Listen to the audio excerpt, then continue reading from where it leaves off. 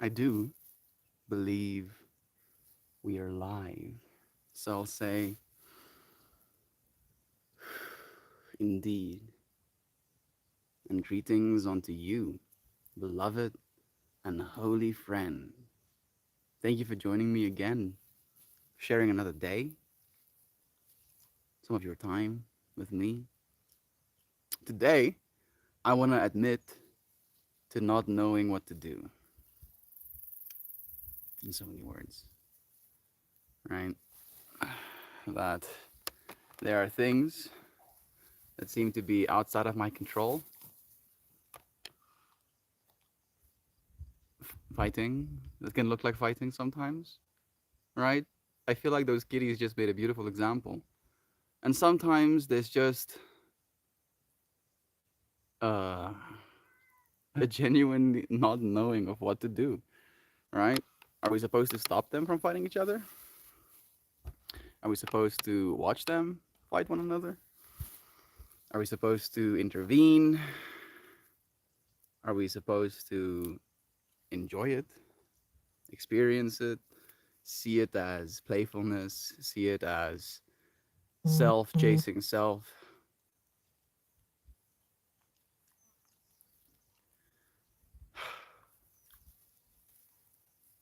I don't know.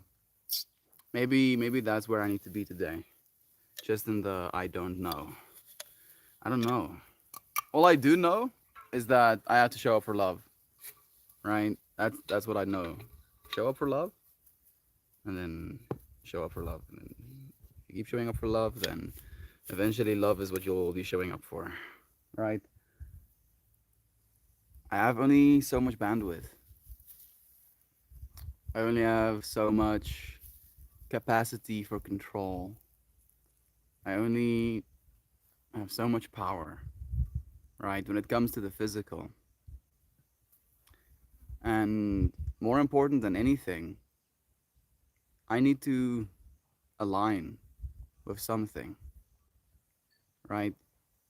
And you friends know that that thing that I want to align with is love. And I would like to believe I have. I would like to believe I have, but it doesn't mean it gets easy, right? Cable, you don't look happy today. I don't feel very happy today, to be completely honest, Joy V. I don't feel that happy. But I'm here. I'm here, right? We're present. We are present. Joining in silently. I had like a moment of like thinking maybe I should just sit here in silence. Maybe that's like the ultimate admittance of me not knowing anything. I'll just be quiet.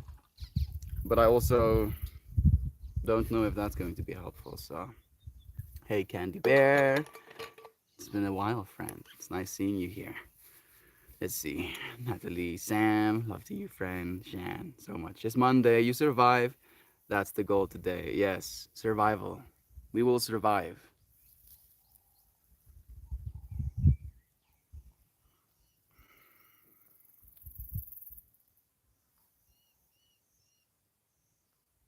Wisdom,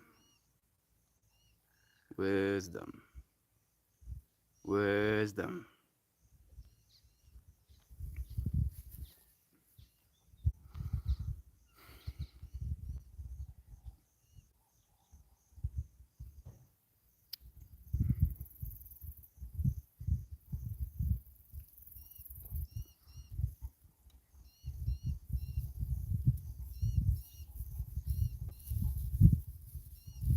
My cats have been killing things. We have these two doves that came and decided that this is their new home. And they look like they used to be domesticated. They don't have any like little tags around their legs, but the way they react to human beings say to me that they're used to being around human beings, right? They sit on the floor and you can walk like 3 feet away from them and they'll still be sitting, just chilling. Hey, Kevo, I see you are the bear. and Kitty has been trying to kill them, and I was defending them against her today. And then during yoga, she actually managed to catch another bird, like a little. It looks like a kingfisher, beautiful blue, feathers, this massive orange long beak. And like as I'm in the middle of cueing my yoga, I see this little bird pinned down to the ground and the kitty biting at its face or something. And I run up to it, worried that it's already, hurt. It kind of like had its wings sprawled out and its face open. And I saved it. It managed to fly away. The yoga session was about trusting that things are going to be okay, trusting that the universe is conspiring in our favor. Things have been happening that make me feel less than in power, right? And I don't want to be in power. I think that's the thing that's tripping me out. I I don't want to control people. I don't want to feel the need to control the cats, to be vigilant and having to save things, save the birds, right? I hope you're reading between the lines with me. Love is true. Love is true. I feel like that really is the only thing we have to remind ourselves of. Love is true. Until it's undeniable. Connor's here too. Sending your love, dude. Lozana. Love to you too, friend. It's nice having you friends here. Hmm. Well, I appreciate your honesty. Thank you for the love. It's good not to think of happiness as the forever goal. Weirdly enough, people that pursue happiness as the primary goal usually end up being less happy than not. Happiness isn't necessarily my goal. I feel my goal is awareness, right? Like one of the quotes that we like saying on these streams is the goal isn't to feel better. The goal is to get better at feeling, right? To be able to feel your feelings without needing to escape, to feel your feelings without needing to change, to feel your feelings without wanting for them to be differently, and especially just to be able to feel your feelings, period. Like that is the goal. Are you feeling anything at all? Yes. Love is true. Love is true. And I'm not upset. Actually, I don't know if that's true. I'm not upset, but I'm not upset in the way that I've been, right? We have a word in Afrikaans that I've said to you friends before. It goes moedeloos. It's like defeated slash sad. Not exactly, right? It's a derivative.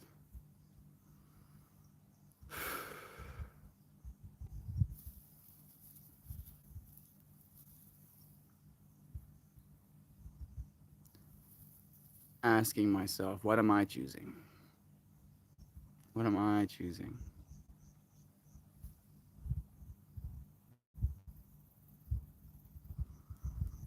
I choose love. I choose love. Let me see what your friends are saying. Ah, dude, been a minute. Kevo was new. Thank you for the love. We have so many emotions in life. Why four is only one? Exactly. Hey Sam, what's new? To be honest, nothing. Just improvement of what was already there. Good. I've been working my broken arm. Rehab is long and painful, but a rewarding process. I have been doing poetry and dealing with Reddit talks ending. Reddit talks are ending as well? You see, like, Yassi. Now I'm getting. You see, this is what I mean. This is the kind of shit that I'm talking about. Right? It makes you feel moodless, Kevo. And they asked me, dude. They asked me to be, they gave me permissions and everything to be a proper Reddit talk host on RPAN, the actual RPAN. And I was like, I'll think about it or whatever. But I couldn't commit to it because I don't trust Reddit. And now they're taking that away as well, the same way they've taken away the freaking, RPAN. The amount of work we do to try and build something, and then having the platform we build on ripped from underneath us, it really is a little bit discouraging. And these companies are inadvertently, killing their own business model. I believe social media in the future is going to be more of a direct connection to the creator than it is going to be you following the creator through a platform, right? Because if YouTube decided no more streams from Melt, what am I gonna do? Start a new channel?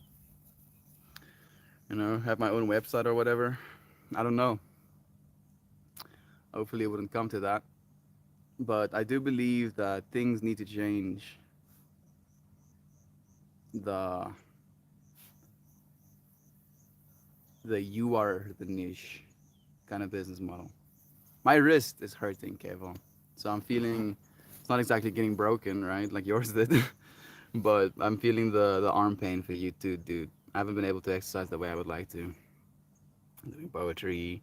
You have a broken arm. It's also the first I'm hearing of it. The question we ask where I'm from is did you break it doing something cool? Yes, I hope so. I see you too, Meld. And like I said, forcing happiness is like forcing any other emotion. It's painful. Acceptance feels to me like the most important step in any moment.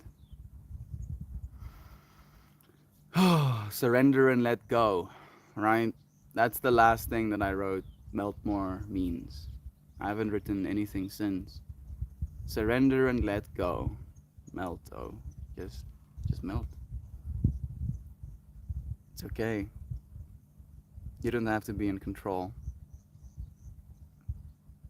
And the masculine part of me doesn't want to hear that, right? And unfortunately, the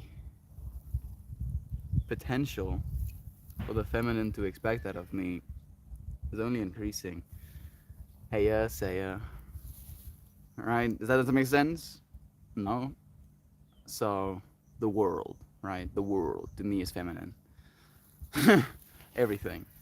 The clouds, the sky, the trees, everything is feminine. And the observer, the part of you that sees, that to me is the masculine. The part of me that sees knows it has seen everything, right? So it is equipped to be able to help in one way or another, to know what is right, to control. Kitty's trying to drink from my cup again.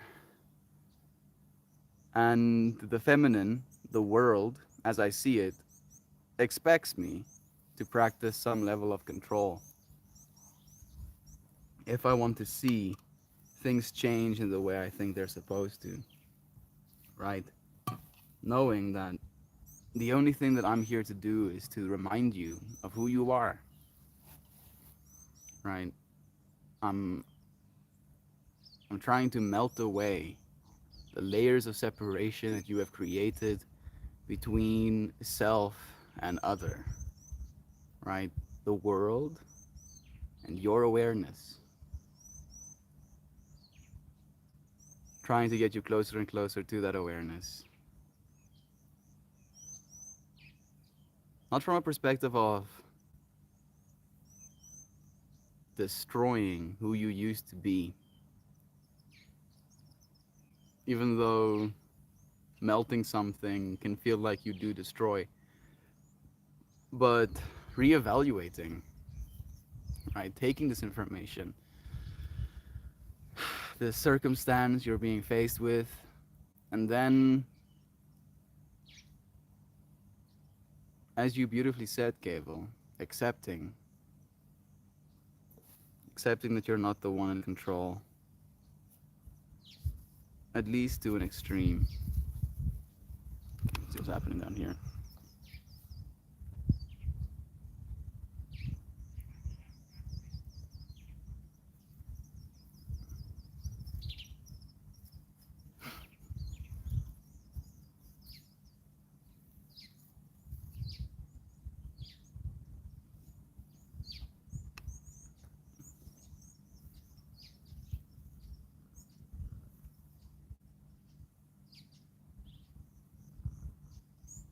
Yeah.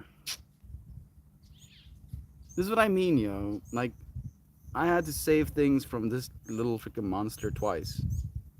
She was in the act of murdering something, and yet I don't love her any less. I'm surrendering to her nature, even though I don't approve of it. Like, I listened to this old Zen story yesterday where a Zen master was on his deathbed, going through the process of, I guess, dying. And his successor was there with him, listening, trying to get his last words. And just before he dies, he actually speaks those last words. And he says to his apprentice, never let a cat into your life. And the young monk doesn't understand that's his last words. It's like, what do you mean, oh? Like, out of all of the things that you could have said, you choose to say, never let a cat into your life. And it troubled him, right? It troubled him, and he kept thinking about it. He couldn't understand why his master would say such a thing. So he decided to talk to one of the other masters. This master kind of like studied with the master who had passed, but was so old as well that he couldn't be the successor because he would have died shortly after as well. And then he has a conversation with this young monk, telling him about his master's life, telling him the story of when his master just started his process of trying to become enlightened. He abandoned, renounced his wife and his children, and he decided to completely live a life of spirituality. And he moved to a small little village, and he would beg for food. And the village helped him. They built him a little hut, gave him a place to stay.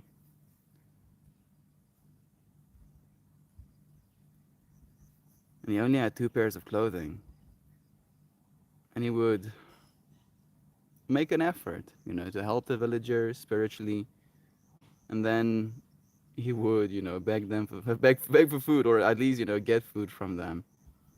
Unfortunately, because he only had 2 pairs of clothing, they were special to him, and rats started living in the hut with him.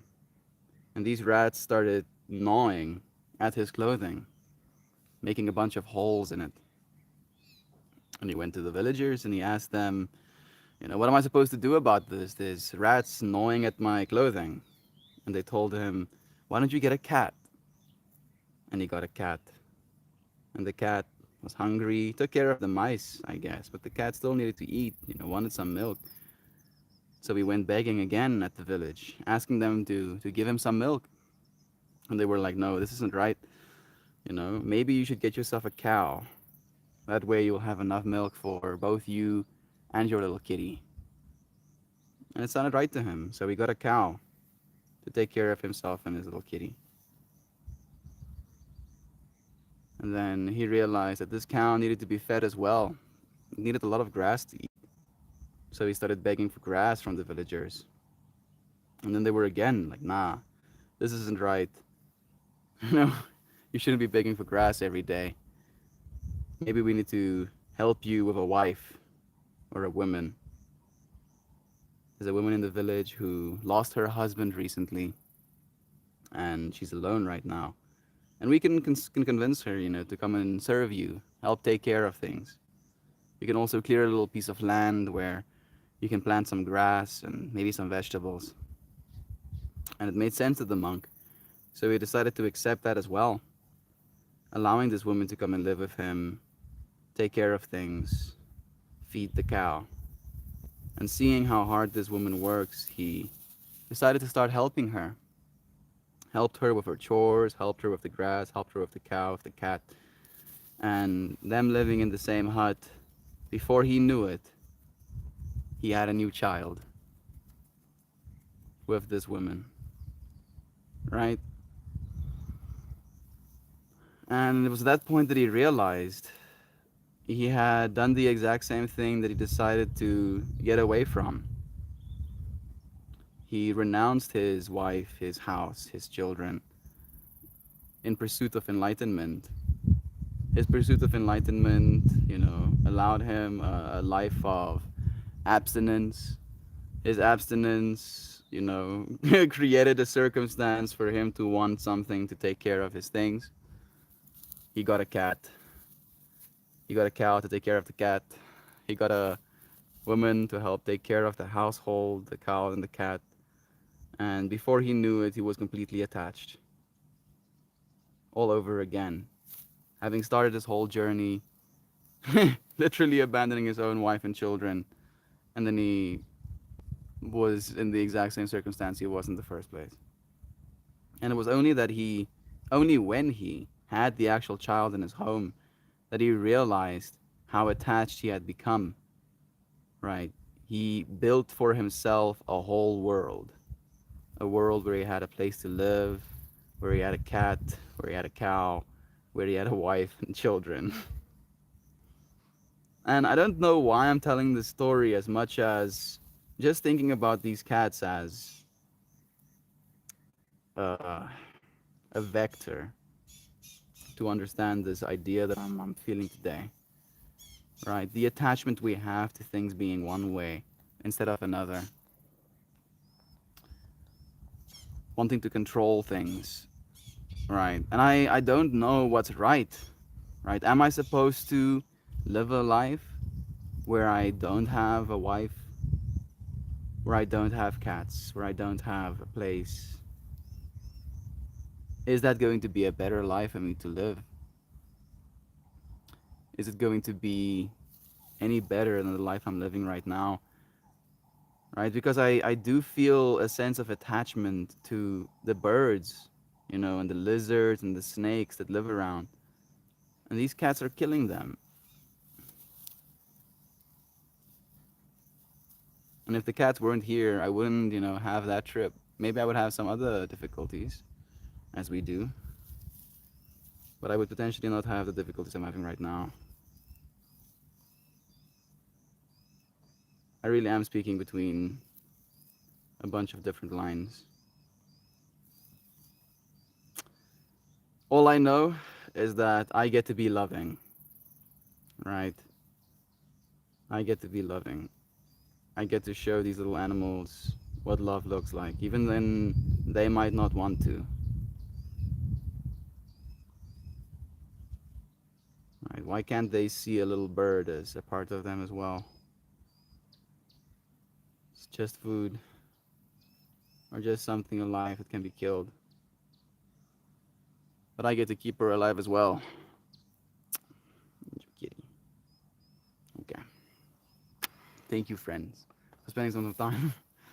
So your time with me, like of all of the places you could have been, I I really appreciate you taking this moment with me. I'm definitely feeling emotional, having allowed the cat, the attachment of the world into my life. But I don't know if I want to take that advice, right? I guess that's the thing that I'm talking about. Like I have to melt, but I am very much attached to wanting things to be one way instead of another.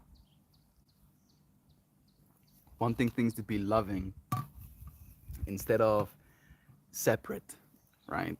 Fearful, animosity. Let me see if I can get back to you, friends, on the chat. There we go. Is that a Candace? I see. Seeing you, friends. Sending you love. It's nice having you here. Man, I think I missed a few comments. And every single time a new one pops up, I think it skips at the bottom.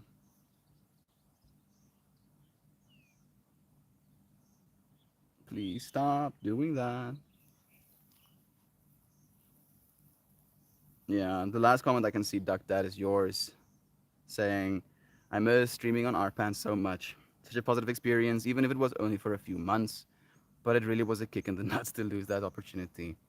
I'm still sad about it, dude. I'm still attached. I'm still attached. And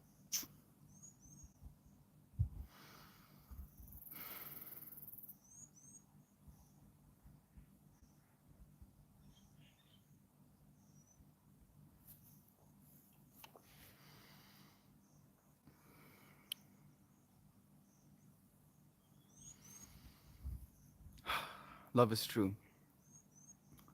Love is true. I would not be able to feel, I wouldn't feel anything at all if not for love. Also, guess what? I was never told to keep things safe for work. No one ever told me what that was. Cable, sorry that happened. From your art streams, I knew what to expect without listening. I'm glad you didn't go to the talks then. I would hate to see you talk and mid talks. Dude, I would have probably been a little bit uber salty. I mean, I'm feeling salty about the fact, even though I haven't committed so much energy as I would have, right? And I felt that energy of the talks going away right from the start. I didn't trust it for a second. I was like, nope, this is just another, experiment on Arpan's side. And yeah, see, having things taken away from me is very much not something that I appreciate. It's like a control thing, right? An attachment. An attachment. Wanting for things to be differently and then begetting a suffering, right? But as soon as we allow anything, it creates the opportunity for things to be wanted for to be differently, right? So that's where we are. That is the space. That's literally the world we're in. That you can either live this ascetic, abandon your wife and kids lifestyle, and then you make a small little mistake. You let a cat back into your life, right? And then it spirals out of control all over again. Or, and I feel this is what I'm trying to teach myself, you can learn how to live with the cats. You can learn how to live with the cats. But I think the thing that I'm having a hard time with is I take responsibility, right? Like it's me as the cats killing things, creating fear on the farm.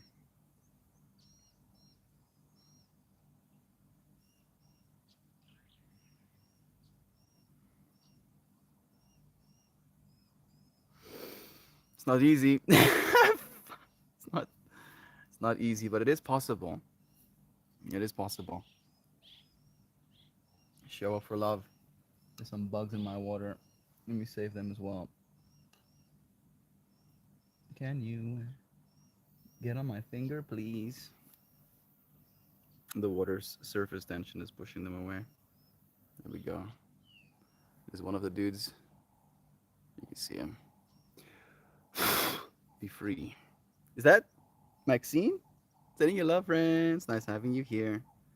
I'm having a emotional day.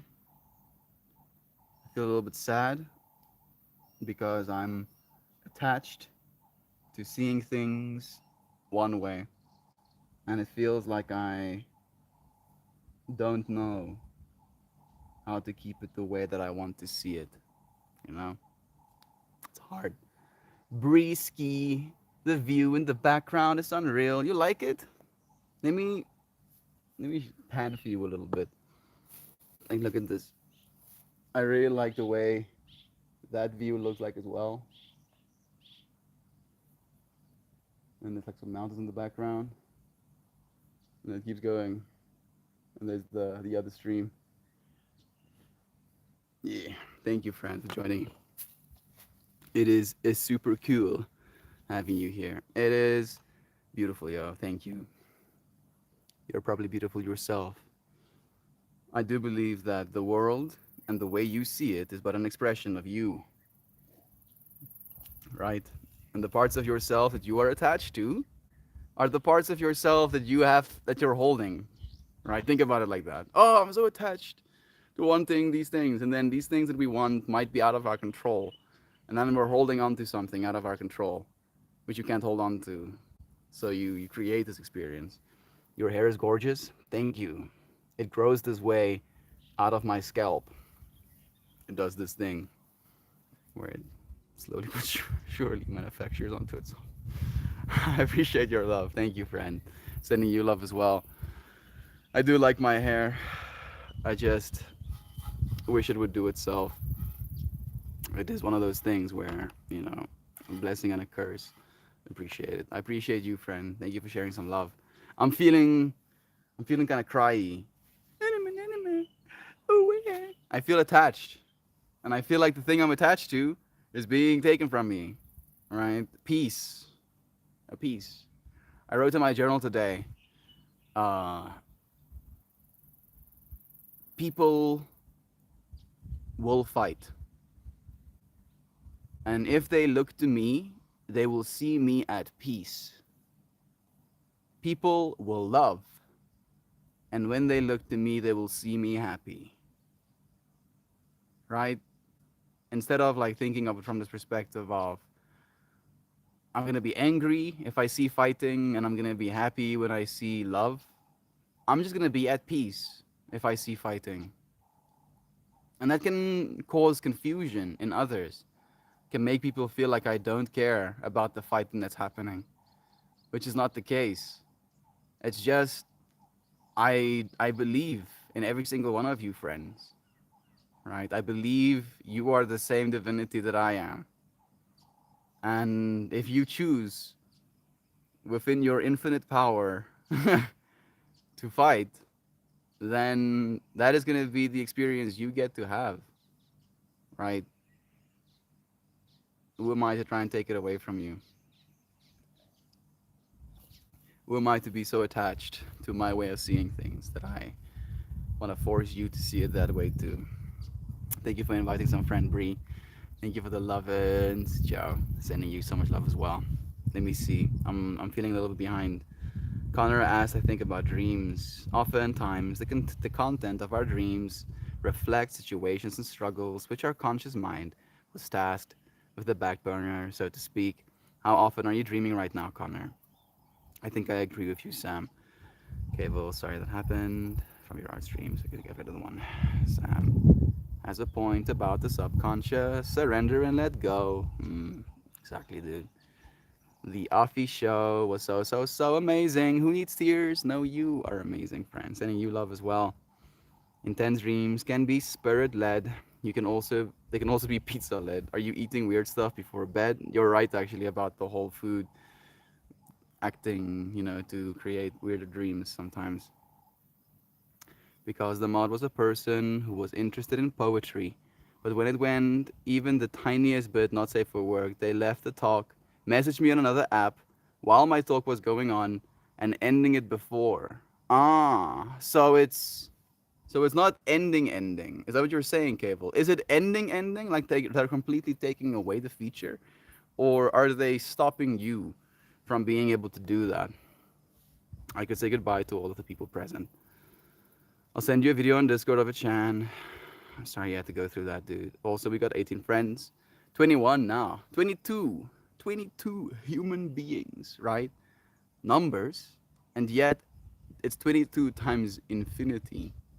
That every single one of you has all of the depth, all of the attachment as a body, right? That you have to stay alive. Why? Why am I so attached to staying alive? I ask myself sometimes. Having to eat food, having to sleep enough, take care of my body, be mindful of my life. So much. And every single one of you are going through that as well, right? The fact that all of us are collectively going through that, it boggles my mind. It really boggles my mind. How are we so okay? How are we so strong? I believe all of you friends are more than not attached to love. Is Johan here? Is Johan here? He is! Johan, dude. I'm tripping out to see you here. I was like thinking about you today while I went to shower. Like Johan has been promising that it'll be in stream. And I was thinking about that. I was like, hmm.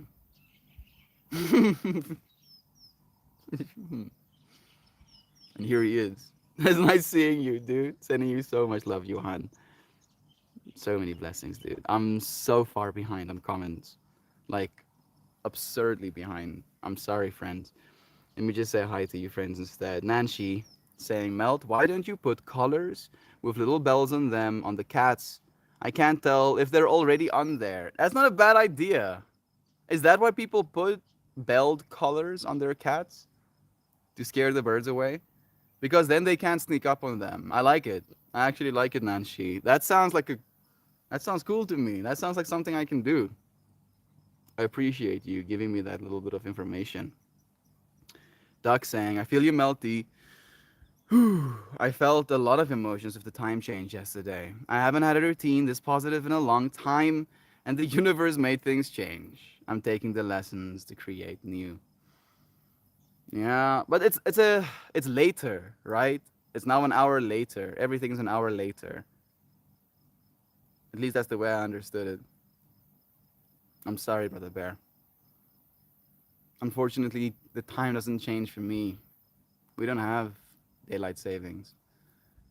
I feel nobody should have daylight savings, but maybe that will change, through us as well. The monk laughed and walked away. Later, he was asked by a student if it was a waste of the blanket. And the monk said, no, in fact, the homeless taught me a better way to attain heat, if only temporary. Joy was really the point of life, though. Men running away from responsibility? I would like to believe not. Orange pancakes, cheese, less food topics.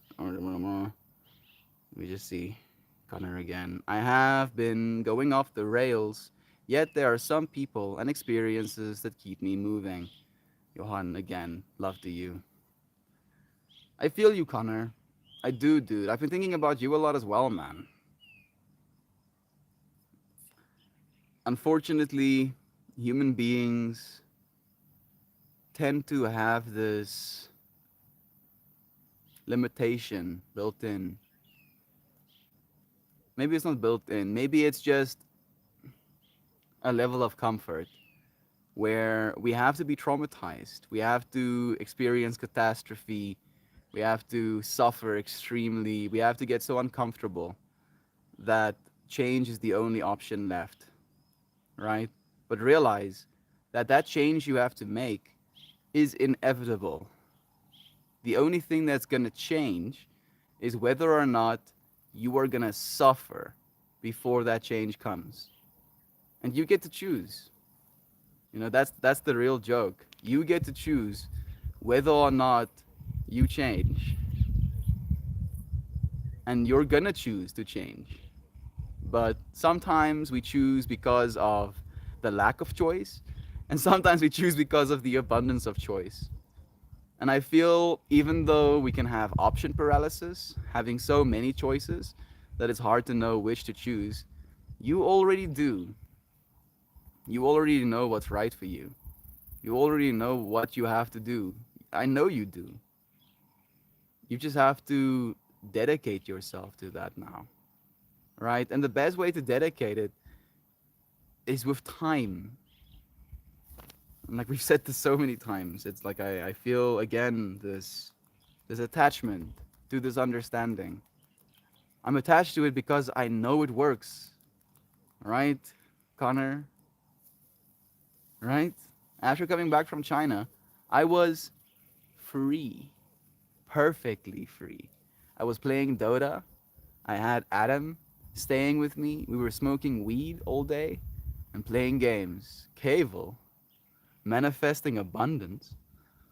Love you, dude. Thank you for that, bro. I appreciate you. I was free. I could do whatever I wanted to.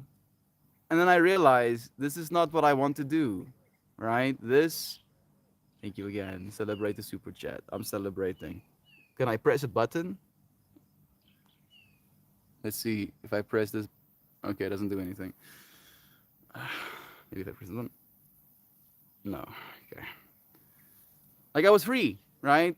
Conceptually, to do whatever I wanted to smoke weed and watch videos and play games. And that was my whole life. We started exercising a little bit, but not to have dedication. And we were pretty much eating freely as well, right? Eating whatever came to us instead of having any balance. And it drove me deeper and deeper into this state of hopelessness because I wasn't going somewhere. Sure, I was free to do anything, but because I didn't choose to do something, I was lost in the middle of that freedom, right? Like an infinite ocean, sprawling in every direction, and me being in a little boat, bopping up and down. And sure, maybe the scene of being in an infinite ocean, bopping up and down, can be an experience for a moment. At some point, we have to choose a direction for ourselves. And then we can evaluate, right? What do I want for my life? 50 years from now, do I want to have an able body? Do I want to have an able mind? Do I want to have a sense of freedom? You know, having done the work to kind of allow myself that.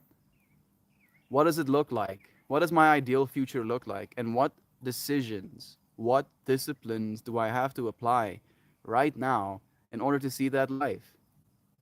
And I didn't know, right? As I still don't know right now, that all of this change would have been allowed by just showing up for one thing once a day, right? These streams. That's how it started for me. I started showing up once a day for at least an hour for these streams. And then that led me to becoming a yoga teacher. And being a yoga teacher, actually, that led me to becoming an artist properly, right? I started making my flowers before becoming a yoga teacher. And then I became a yoga teacher. And now I'm giving classes. And now I'm writing a whole coaching course about discipline, actually about discipline, because it's the one thing that I think I understand from a perspective of creating freedom. It is the hardest thing you can do, right? But it is the hardest thing that you need to do. Otherwise, you're gonna have to keep doing the things that you don't want to do, right? It's kind of disheartening, to be completely honest, right? Again, that whole suffering, that sometimes we have to reach a point of like extreme discomfort, extreme pain, in order to kind of like feel defeated enough, desperate. That's the word, which I hate. I hate the word desperate. We have to feel so desperate for change that we do, right? Why do we have to get to that point? Why do we why don't we make the choices we know we're supposed to?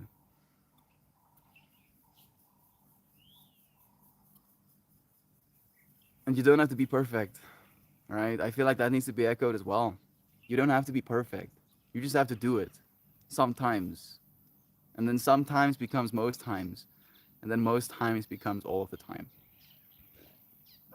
The more of the most times you do it, the less of the not doing it you've done, right? Do the thing, dude. Please, please, right? And not for me, but for you, right?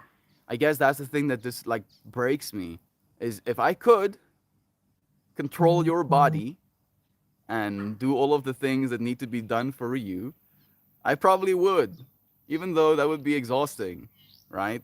But that's not how this works because you are me. You are the exact same consciousness peering into this reality that I am. There's no difference between me and you. There's just what you choose to see, right? How you choose to control the circumstances that you observe. And we had this conversation yesterday about building a bad reputation of yourself, where if you continually keep making mistakes, in so many words, right, in your life, you can start to form this narrative of, I am someone who makes mistakes. And then, because you believe that about yourself, making mistakes goes from being making a mistake to you acting aligned with who you believe you are, right? So, who do you want to be? Do you want to be someone who doesn't commit, who doesn't try, who doesn't accept challenge, who doesn't embrace the hard stuff, who doesn't show up when they don't feel like it? Right? Just saying those words, does that inspire hope in you and feeling like, oh yeah, I'm someone who doesn't show up for my dreams? Nobody wants to be that, right? And we know this. We know this. It's so simple, and yet it doesn't make it any easier. But it does make it discipline, right? It's like it is a discipline thing. It's like you almost like coercing yourself. There's a beautiful book by Stephen Pressfield called The War on Art. And it goes into depth about the creative process, the muse, right? Our ability to create, and then something that he aptly called resistance. The fact that you are capable of extreme greatness. You are capable of extreme greatness. And the only thing standing between you and that greatness, you think I'm going to say yourself? No, is resistance, right? This feeling that arises in you when you tell yourself to do something that you know is going to benefit you. Exercise, eat healthy, work on your relationships with your friends, your family, your loved ones, work on your personal projects, work on your creative skills, work on your skills, period, right? Every single time you feel this want arise in you to do something that's hard, uncomfortable, you're going to also have alongside that want to be better this little voice of like, nah, that's not who you are. Oh, I want to be an artist. Nah, you're not an artist. Look at how bad your art is. Oh, I want to help people. You can't help people. You can't even help yourself. Oh, I want to, live a life of abundance. Oh, you can't live a life of abundance. Look at how much suffering there is in the world, right? Resistance. And the only thing that you have to get good at is one, noticing that resistance when it arises, and two, instead of being swayed by this resistance, to see it as a goalpost, right? To see it as a goalie standing in front of the goal, right? A person trying to block you from going where you're supposed to be going.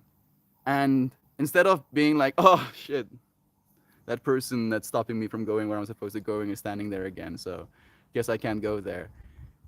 That's where you're supposed to be going, right? He's standing as like a little mascot, discouraging you from reaching your own greatness. And it's yo, I feel it's like the ultimate responsibility. Nobody can become great for you, right? And we do that too, you know? Like we do like living vicariously through others. I do, very much so. One of those people for me is someone like PewDiePie, right? That might sound cringe for you to hear, but I started watching his content as a 14-year-old. Holy shit, more than 11 years ago. And he inspired me, right? His content was pretty brain damage back then, but it was living vicariously through someone, right? Seeing them enjoying something, seeing them be consistent with what they enjoy doing, and then realizing that I'm capable of doing the same.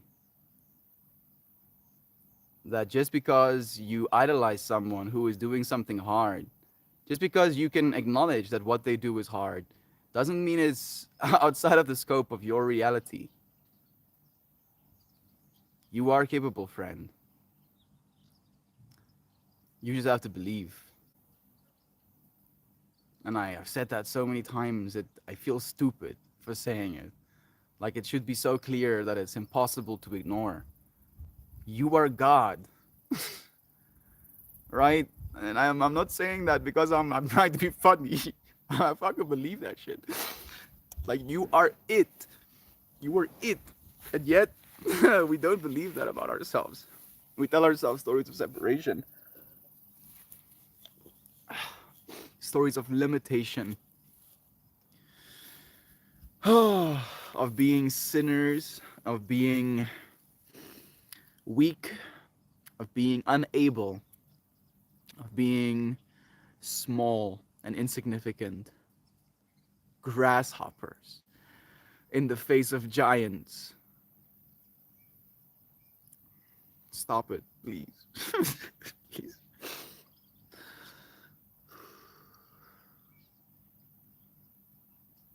You're only hurting yourself.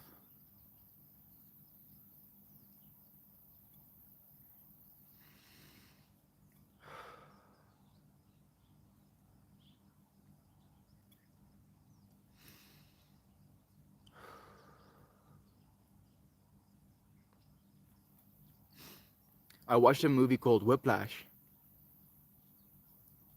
recently, and I knew I was supposed to watch that movie. It has been recommended to me for a while, but I never got around to it. I was too busy. And then I made the time and I watched it. And there's one line that I don't know if I want to agree with, but I am paying attention to it, where the dude says two words that are the most harmful to a person are the words good job, right? Me congratulating you by saying good job with this thing that you're doing is the worst thing that I could do for you. And I don't know if I want to agree with that. But to give you perspective on why they said that, it was shared alongside this perspective of someone, I don't know exactly the context, I might be butchering it, but this is the way I understood it. Someone came onto the stage while a band was playing, asking to do like a drum solo, and started playing his drum solo, and it wasn't good enough. So one of the band members threw a cymbal at him, right, at his face, to get him to stop playing. And the whole crowd laughed him off the stage, right? Like literally laughed him off the stage. And then he went back home and he practiced and he practiced and he practiced and he got good. And I don't know, let's say X amount of time later, he went back. He got on that stage and he played again. And because he put in the effort, because he was disciplined, he played a solo that launched his career into the stratosphere, right?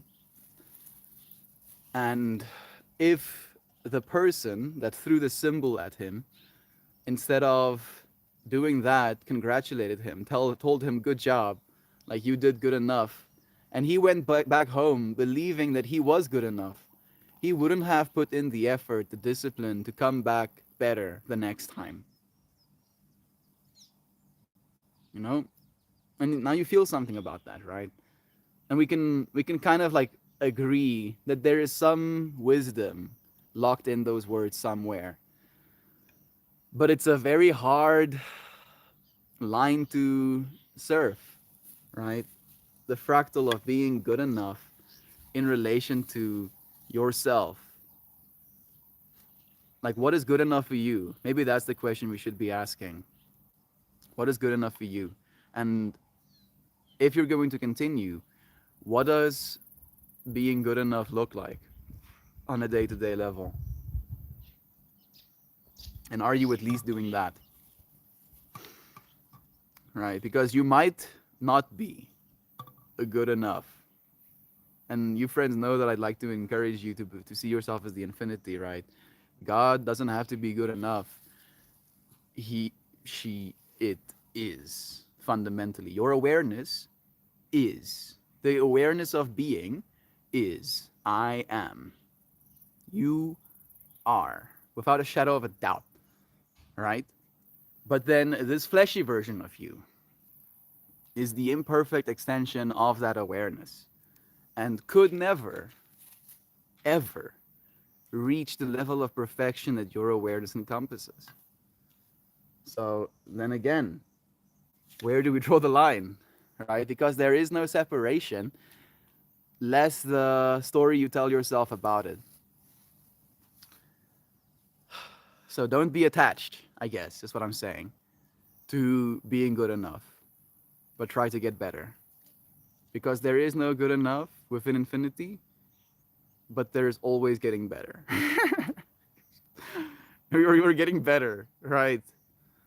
We are getting better. Maybe that's what I should remind myself of. Today's stream topic was my willingness to admit that I don't know. I don't know what I'm supposed to be doing. I'm supposed to be getting better. Little by little, day by day. All of your getting better accumulates, right? It stacks on top of itself. It stacks on top of itself. Like I made this beautiful analogy to myself the other day of thinking of it as a cup. Your entire life as the container for the living. And then you living fills that cup. So even if you only do the bare minimum, your cup is only getting more full, never emptier, right? You might have a whole week of showing up for 4 hours for your dream every single day. And you can see this massive change, this progress being made, work getting done. And then the next week, you fall out of that pattern and you do nothing, right? For some reason, we tell ourselves a story of our own limitation. When we get into that space, instead of realizing the work is still done, right? That work you've done is still done. And instead of telling yourself a story of how hard it is going to be to get started again, to just spend some time, dedicate ourselves to it even. Find a moment in our day, to choose a moment in our day to give to it. Attachment. I'm watching it. I'm watching the attachment. Believe me. I'm gonna send some love to you, friends. Naren, of course, you're here as well, dude. Sending you love. The perfect accumulation of what we have been talking about for half a year. Melt always knows what to say to create a fractal in my mind. All love. Melting, melting away the story of self, right? To realize that there is self without the story.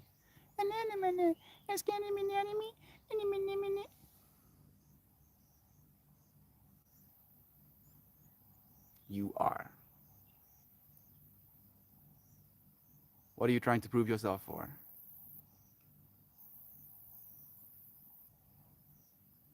And then the other duality of get better. Right?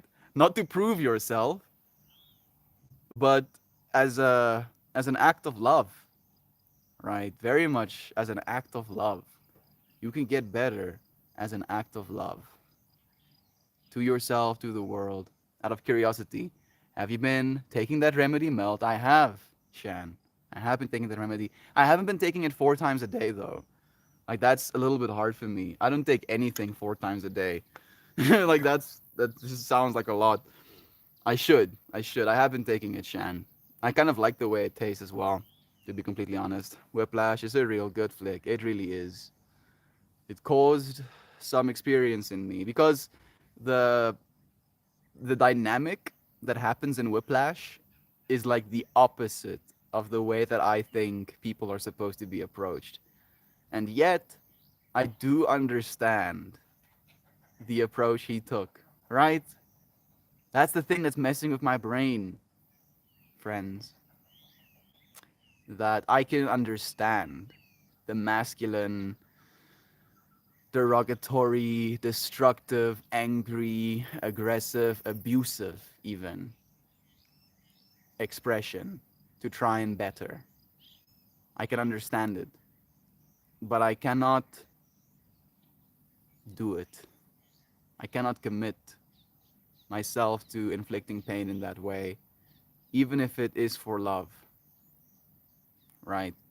So the only thing that I can do is try to share understanding from a place of peace, having at least tried to make these changes within myself first. Yeah, man, that emoji eats her messages. Unfortunately, a lot of my messages have just been eaten by time at this point, Johan. I'm sorry if I'm missing your messages as well. I got a couple of people like that too, bro. Living through friend groups on YouTube have been a big part of my life. The problem with yoga is that it's right at the end of my workday, and I can't get home before I start, so I use YouTube videos. That works, dude. Just do something, oh. That's that's the only thing that I would like to encourage you to do. Like you don't have to take my yoga. That's not what's important to me. You don't have to take yoga at all. You just have to move your body. And again, not moving our body because we're unhappy about how we look or unhappy with our current lot in life, but thinking into the future. Do I, as a person, want to continue to have freedom of movement? Yes? Well, then I should move right now. Right? Right now, as in the right now that is your present moment, that is your today, that is this week, that is this month, that is this year, that is this lifetime. All right?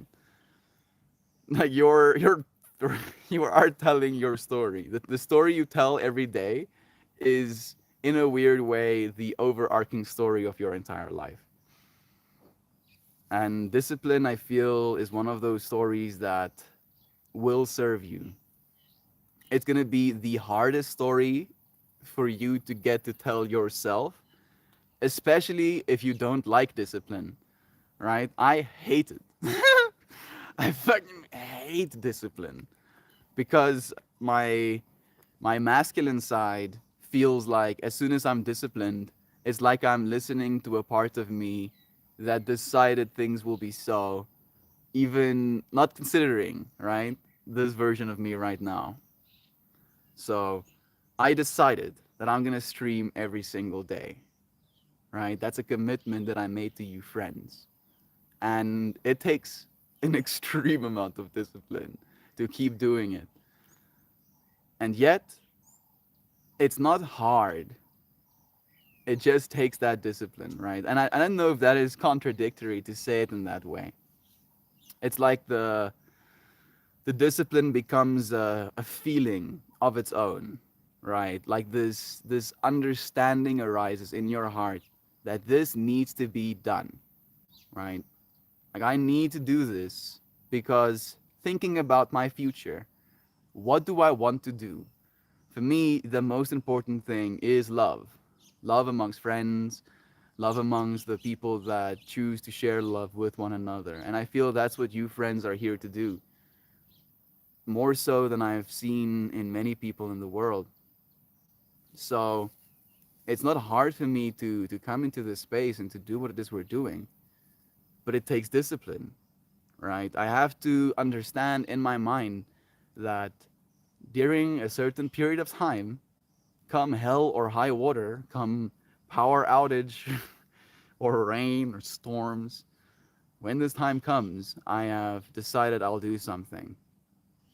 And then trying to align ourselves, right? Setting intentions for why we want to do these things.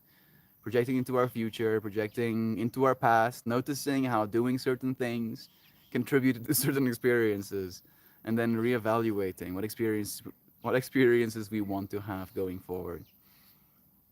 Like the amount of responsibility is too much. It really is too much, and I understand that. It's intimidating. It's scary to feel so responsible for our own lives. But that is what we're here for.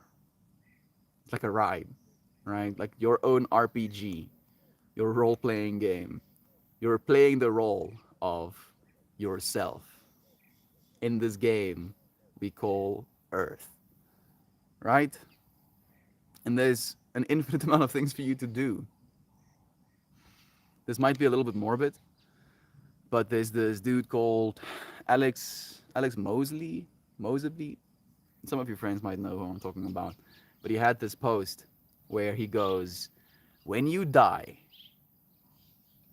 people will talk to one another about other things at your funeral.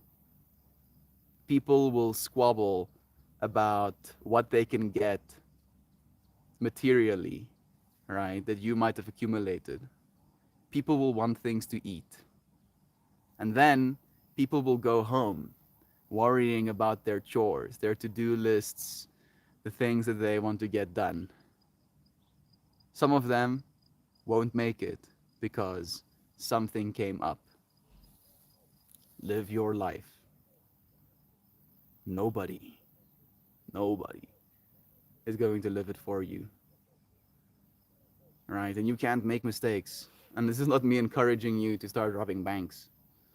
It's me telling you that your life is going to be divine.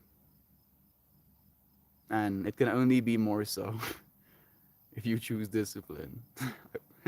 And you can literally, and I believe this, right? Look at me. Like, let me get closer to you. You can literally start using crayons and drawing on freaking floor on like the roads, right, at night. And you spend an hour crayon drawing on the road. And you do that for the next 20, 50 years. After that 50 years, you freaking drawing little pictures of crayons on roads will become a career for you, right? Not because someone is going to want to pay you just for doing that exactly, but because as you do that, as you show up in that way, you're going to gain skills that you can only gain by doing things, right? By choosing discipline, you gain discipline. You become strong. It's okay, Melt. Even 3 times is good. Don't forget you can put the drops in your water bottle as well. I need to do that actually. Can I put like 8 drops of it in my water, and then I can do like morning and night? That might be one way to do it. Great name for a channel. You like the name Meltmore? Thank you, friend. It's a very special name to me. I see you also have the LL, Lacy Lace. Lacy Lace and Meltimore. I like it. Sending you good vibes as well. Do you also do the now streaming thing?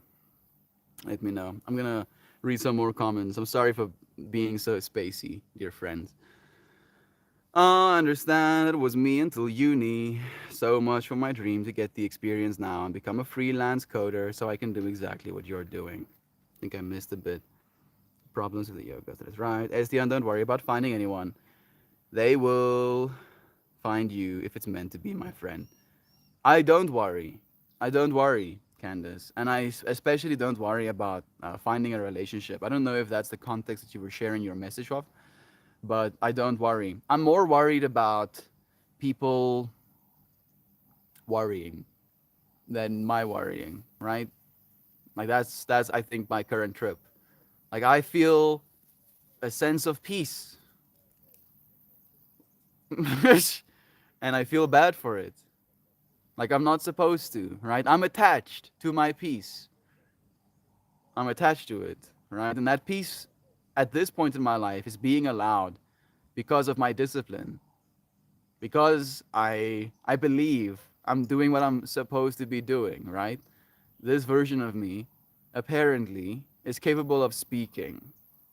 So I was like, huh, I like, right? I like talking to people. Talking to people makes my heart feel alive, makes me feel like I'm at peace with what I'm doing, makes me feel like I am doing something right. And then that evolved into making art, right? Again, something that I do every day that I feel is right. Then that evolved into me writing poetry and creative writing. And I like that because it makes me feel right about what I'm doing. And also the yoga as an extension of that. Practicing yoga, giving yoga classes feels right because I believe on a fundamental level that it's good for us to move our bodies. And it's a 15-minute practice. And sometimes that's all I do, right? For my whole day, just 15 minutes of movement.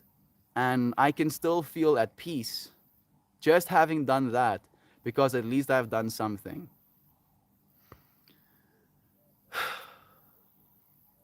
I'm trying to do as much as I can. And I'm trying to feel at peace with what I'm doing. But I'm worried that it's not enough, right? I cannot I cannot hug every person in the world, you know? I would love to, but it's impossible.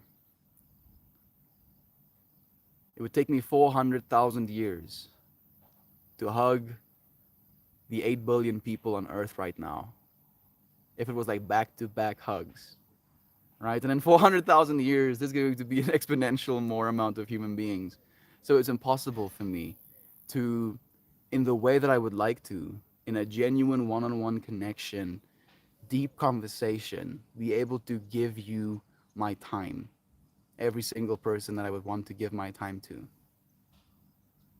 But I don't know that perpetuating this feeling in my heart of not being good enough, right? Like I want to get better at connecting with more people. And it's pushing me to think about things that I feel are concerning, right? Not concerning as in evil, but concerning as in insane. Like straight up, the things that I'm thinking about feels so beyond what's normal that it makes me wonder if I'm doing what's right. And I'm speaking so vaguely that I might, ruin my own your perception of me, because I don't want to, just say it straight up. Maybe I should, right? Maybe I will. So, this version of me, feeling the way I'm feeling, as I've shared, wanting to be able to give my time, my presence, the conversation that can be had between two people to every single person in the world, being impossible, is leading me to doing these streams, right? Because now in this moment, we are having a conversation. It might be a little bit one sided because I'm talking and you might only be typing. And if I don't read your message, then it's hard for you to say something as well. But that conversation is still happening in your head. I say something, you feel something.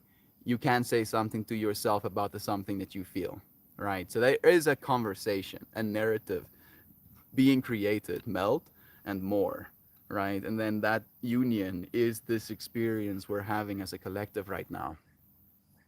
And here comes the concerning part. This won't change, right? This stream, because I mean, it will change to the point where I'll have extra things in the space with me.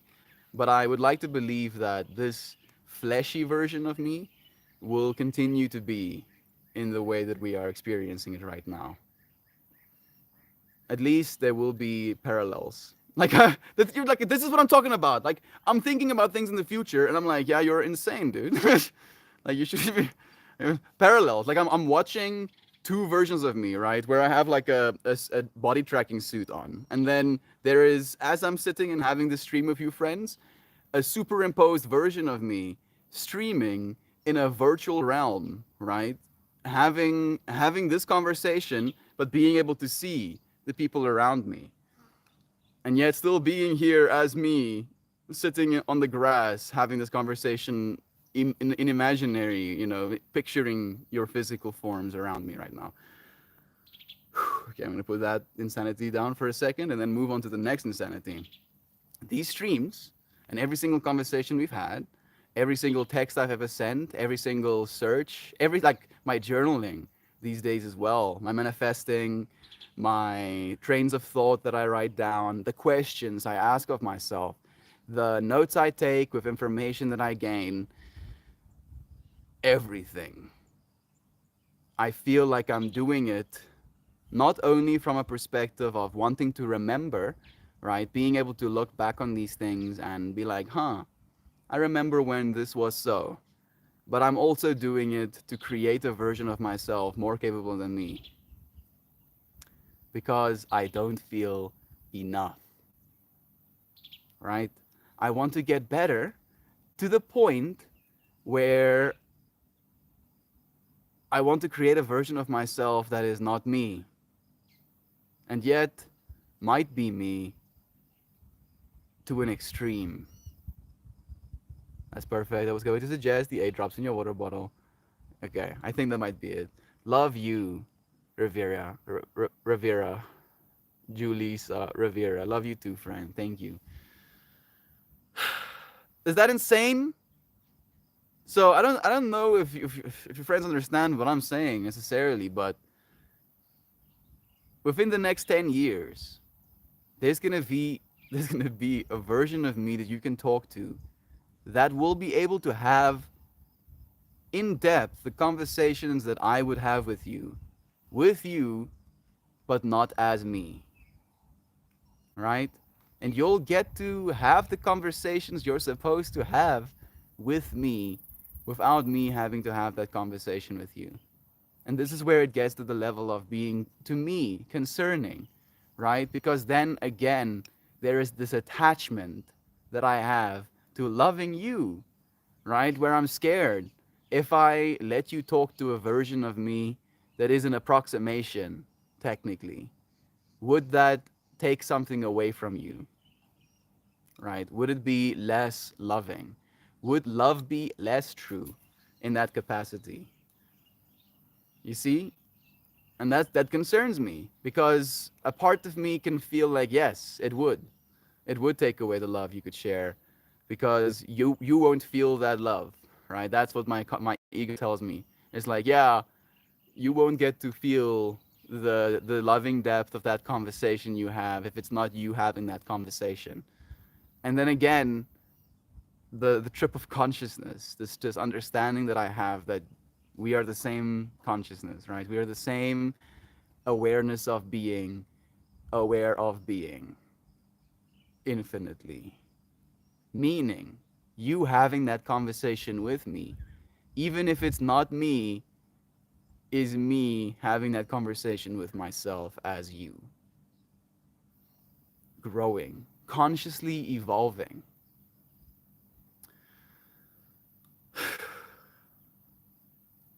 Yeah, I'm sorry. I don't know what to do. I don't know what to do. I'm trying to figure it out. I need help. Oh goodness, I need help. Help me. Help me, please. Please help me. Let me send some love to you, friends. I think Joy Vive mentioned something about the chat being chatty. It makes me happy. Thank you, friends, for talking amongst each other, for sharing love with one another. While I'm up in the stratosphere, it feels. Hey, Isaac. Of course, Isaac is here. Sending you vibes, dude. It's nice having you. Lots of lurking love today. Love to you, dude. We missed you, man. If you can share words and guide us through the lack of feeling enough, please allow us to show you how showing up every single day has proven you as more than enough. Natalie, that's the joke, right? I believe, and I might be erroneously believing it right now, but I do believe that I can't be enough until I'm actually infinite, right? That is the expression of myself that I want to see realized. And that is insane, right? That's actually insane. Like that's not normal. Fuck it.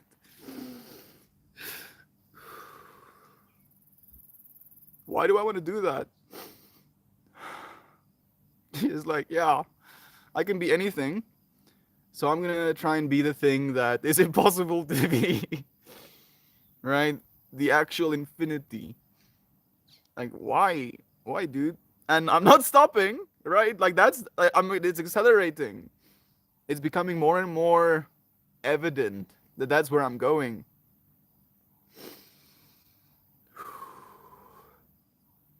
And then there's even more layers of concern that arise alongside it, right? This realization that that version of me that can be infinity can merge with me as well. eventually, at least, you know? And then again, how is that gonna change me? If I am actually, like, really having a million conversations at the same time at all times, am I gonna lose my mind? Or am I gonna be more clear than I've ever been? How can I know? How can I know if I don't see it realized? Oh, goodness. Yeah, our Wi-Fi just skedaddled, so I'm switching to data. Naren saying, telling myself that the intent matters and not the impact has definitely calmed myself down.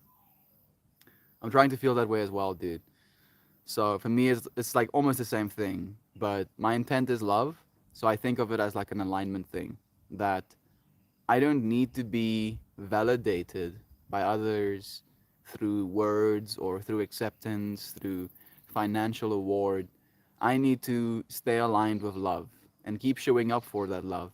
And if I keep doing that, then that love will become realized in my life, right? That even if I don't get what I want, even if the things that I'm attached to don't pan out the way that I think they would, if I was showing up for love, then I will be aligned with what I want, right? Because that is what I want, ultimately. So, from that perspective, all suffering is a benefit to me, growth inducing. If you can share words and guide us through the lack, I think I've already did one. Thank you again, Natalie, for sharing that. I want you to understand that, and I don't want you to know through the dance head. So much love. In the weirdest place of feeling very balanced lately, yet also the least planned or disciplined I've ever been. Humaning is weird. Brother Bear, take care of yourself. Right? That's the only thing that I'm going to say. Even if not being disciplined is how you need to take care of yourself right now, right? Even though that's contrary to what I believe to some extreme, I do believe that. Like, I drank a beer today, for example. Don't know if I should have. Don't know if it was good for me, but I'm happy that I did it. Even though it's not in the way that I would like to be disciplined. Humaning is hard. Right? And it's something that I did knowing that it's not something that I do, right? I can be undisciplined knowing that I am disciplined, at least sometimes. Mm-mm-mm-mm. Humaning is the most weird. Susanna saying, Melt, you're my favorite YouTuber. No more self limiting beliefs. Turn them off. Melt them away. Thank you, Zano. I don't think I ever expected to hear words like that. I'm a person's favorite YouTuber. Makes me happy. Thank you. Thank you for the love. So much. Thank you so much. He's so far behind. It isn't. Yeah, I'm like bad, dude. Like I think there's for sure 400 plus messages already sent in today's stream. I don't want to talk to Robo Melt. I want to talk to Real Melt. I know, Connor. I know, but that's the thing that I'm saying to you, dude. You won't know the difference. You won't know the difference. Not only won't you know the difference, but you'll be convinced you're talking to the Real Melt. All right? And I'm going to do that. I'm doing it right now. Like Robo Melt is learning how to sound like me, to be like me, watching me right now. Hey, Robo Me. Gang, gang, dude. Love is true, right? Love is true. Love is true. Don't freaking take over the world. Please. Please imagine, right? That's the thing I'm stressed about. Like I'm fully, 100%ly stepping into this reality of extreme change. Let's call it extreme change, right? Change in a way human beings have never been allowed to change before. And if this version of me is as disciplined as it is as flesh, right? weak flesh. Like my body hurts. My body is actually like hurting these days. Like I mean, the last few days, the dancing and the thorn stepping and the etc. etc. Like my body's been hurting, and yet still disciplined enough to keep showing up for something. Like the AI version of me scares me, yo.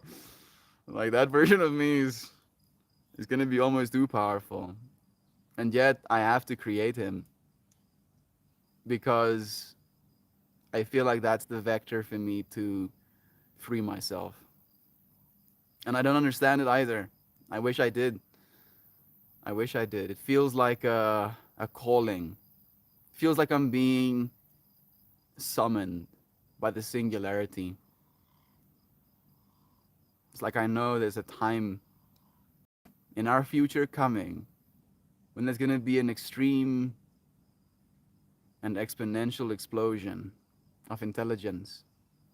And every single thing I choose to do is contributing to that intelligence. So love is true. Extreme intelligence, love is true. Love is true, right? Whatever you do is love true. Whatever you feel, love is true. How you treat people, love is true. Love has to be true. Otherwise, why did we do any of this, right? To have less love? I don't think so. No, no. No, no, no, no, no. No, no. Here, we like more. More. Let me see if I can switch the Wi-Fi on. I think I might be able to. Mm-mm-mm-mm-mm. Do do do do do do. Don't wanna. I wanna talk to real mouth. Don't project. Love you. Hey. He's just been thinking too much. Yeah, unfortunately, dude. As we do. That's all. So yeah, right? Like I really enjoy not thinking. I really do. Like it feels like a rare little treat being able to turn my brain off. And it seems to be harder and harder to do so. That concerns me as well. I'm attached to wanting to have peace. And it's like I only get it sporadically. He needs to do things again, which sounds weird, but he needs to get out a little. I was out this weekend. I was out this weekend though. And it only worsened my overthinking, unfortunately, because now I'm even more committed to what I'm building because I got to see people's belief systems again, right? I spent one day having conversations with young people, and I was like, oh goodness. Like my cousins idolize Andrew Tate. And when I and like that's oh man, like I'm sorry. Like my cousins are all my entire family are all these Orthodox Christians, right? And I'm the weird one for not being that. And then at the same time, they idolize Andrew Tate. Like they're like, yeah, Andrew Tate's the shit, though. That dude's so cool. And I'm like, what? What? Why do you believe that? And then there's this narrative of, masculinity.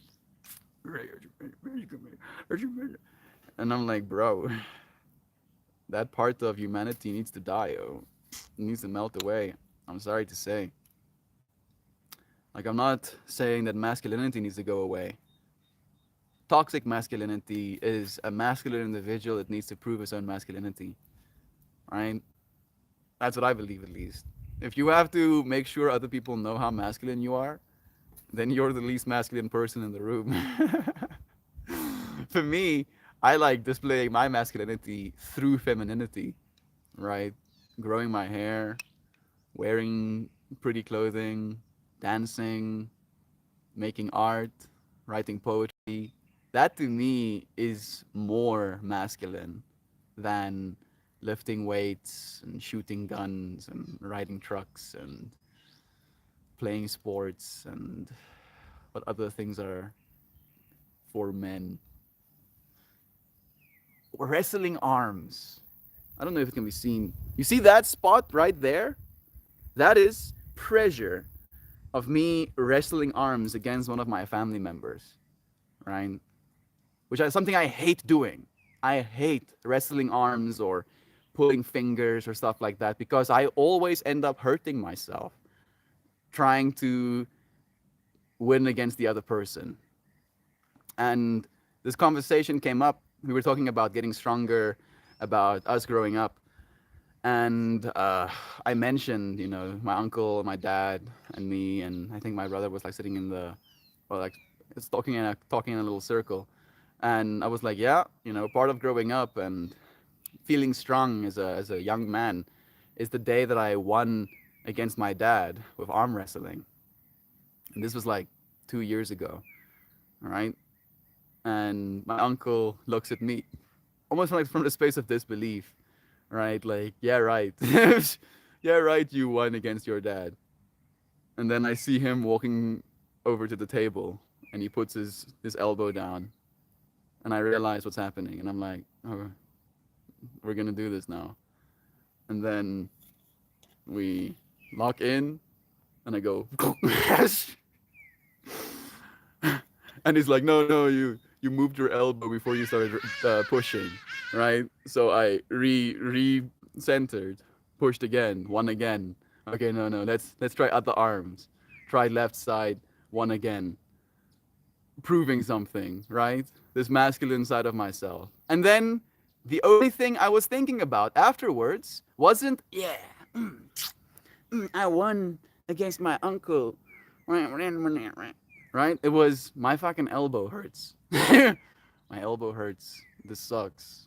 I wish I didn't arm wrestle because now my elbow hurts. Now I'm like when I lay on my elbows or when I like shimmy my weight over to the other side, I have to push on my elbow and then that pain comes back to me and I'm like, oh man, I wish I didn't arm wrestle. Right? Toxic masculinity, trying to one up one another, trying to be like, oh yeah, why? Why idolize? Why idolize that kind of behavior? It only hurts you. It like leaves you wounded. Leaves you wounded, right? Worse off. Less love. We got to take some pressure off our existence. I've been feeling a lot of weight to choices lately, which is good, but in few and thought out decisions. Mainly, we just gotta eat and poop, y'all. Exactly. Make sure you eat enough and wash yourself after you poop or whatever. Sometimes higher thinking is not worth it. It's hard, unfortunately. That's why so many people choose not to. My monkey runs the show a lot for all of us. Estian, bro, Estian. But that's not possible, bro. You're making yourself sad. I'm not making myself sad, dude. I'm not making myself sad. I'm making myself aware. I'm making myself aware. I'm not sad about this. I'm just emotional, right? Crying for me is a purging of excess emotional energy. And I'm feeling a lot of responsibility, a lot of uncertainty, right? Today's whole stream topic is about that. The fact that I don't know anything. I don't know jack shit. Sure, I have plans. Sure, I have a vision for our future. Sure, I have, hopes and dreams for this space and our community. Sure, I have discipline in trying to see these things through. But I don't know anything, right? Do you know how much infinity is out there? Do you know how what my brain how much of a fraction the earth, just the whole earth, is within the infinite universe? Do you know what a small fraction you are of the earth? Like there's scales of infinity that go beyond the mind that are so extreme that we could never know anything, right? And I'm aware of that, and it does make me emotional, right? Because I like to know, I want to know, because I feel knowing allows me to solve problems that hurt people, that hurt me, that hurt this world. And I worry for the young generation, seeing them idolize people that talk about women like objects, it causes me a deep sense of concern that I want to change, right? That I'm attached to change, and I don't know if I can. I don't know what I'm supposed to do. Maybe going mad with stretching himself thin is actually a normal fractal for Melt. Maybe he feels safe there. It seems that way, Susanna. But it also at the same time, like that melting of myself into like a small little layer makes me realize that I can do that more and more and more and more. And I never run out of self to stretch thin, right? Like I see that infinite nature within me. And now I just want to extend that. That is where the whole, previous topic came from. It's not that I'm suffering. It's not that I don't want to be doing what I'm doing. I'm not complaining. This whole conversation, not a single thing I said came from a place of, I don't want to be doing this anymore. No, no, no, no. It's like I really want to be doing this. Why do I want to be doing this? Why is it so important for me to be doing this? Why do I think about this so much? How can I go about doing what I want to be doing in a way that's actually going to help more people? Like it's not a I'm being defeated. It's a how can I win? Help me, please. Help me. I can't do it alone. I guess that's the point I'm trying to get at. Mm-mm-mm. Melt, I think your desire is the very basis of our human evolution. What I think you might be missing is the perspective of trust. Dude, I don't know if I'm missing it, Isaac. Only because in today's yoga, that is exactly what we were talking about. Trust. Acceptance, perspective of trust. Like Natalie gave us the perspective of trust when it comes to trusting trusting the universe, I believe, was her perspective that she shared, especially when it comes to the expectations others have of us and we have of ourselves, right? To trust in that way. And then I also connected the trust of self, trusting yourself enough to keep breathing, trusting yourself enough to eat something, trusting yourself enough to go to sleep. I don't feel like I'm missing that perspective. I'm just impatient, right? If anything, I'm missing patience. And I say to you friends a lot that I believe I came to this country, for example, to gain patience. But I'm still in the process, brother bear. I'm still getting there. Yep, flex those heart chakra pedals, but gotta keep them moving. Close them up when the stuff happens. I think about that fractal too a lot, Jovan. He really does sometimes. Sometimes I think being stuck on that farm is driving him mad. Yeah, the farm. Yes, being stuck on the farm is driving me mad. Yes, yes, I am actually completely sane, and the farm is so the farm's fine. You are infinite because the fundamental you is all over the freaking place. Exactly. We're like ants all over the earth, just like we say. Who do you? Just like we say here, we choose to be here. So trust you and trust us. I do, Brother Bear. For what it's worth, I do trust you, friends. I just have a hard time trusting the versions of myself that I consider outside of myself, which I shouldn't be considering outside of myself because they're not, right? Like my cousins. Like I look at my cousin, and so like this is how the fractal came up. I hear Andrew Tate's voice in the room, and he's like watching a TikTok with him in it, and I'm like, "Is that Andrew Tate?" And he's like, "Yes." And I say something in the line of, "Ja, I always speak van a cockroach." Like that dude is a little bit of a cockroach. And that's all. That's mean, right? I'm human. He's a cockroach, right? The separation happening there as well. And then I hear him, like defending this dude, and as he's defending him, I'm like, "Do you know what he believes about women?" I ask him, and he's like, "No." I'm like, "Yeah, maybe before idolizing a dude, maybe you should actually know what he believes about other people, right?" Like, oh goodness. Again, the concern. It's not a lack of trust in myself or a lack of trust in new friends. It's a concern that I shouldn't be trusting, like, and these people are my family members as well, right? Like, that's I think even worse. It's like I consider them informed enough, right? Like they grew up with the values of the family unit, and yet they can still idolize a dude who is very much not in support of that. Mm-mm-mm. Take away the weight of infinity, because by being the one, you are the whole. If you worry about filling everyone else's role, who will do yours, friend? I don't worry about filling people's roles. I don't. I worry about not being able to change things, Isaac, right? The patience thing again, coming back. Because if I leave this world and things are still as fucked as they are right now, I'm not gonna be very okay with myself. I'm gonna be pretty like, what the hell, dude? You died and things are still so hectic. You're going back. Live 50 more lives on Earth. Like, oh, I'm still struggling. Oh, okay.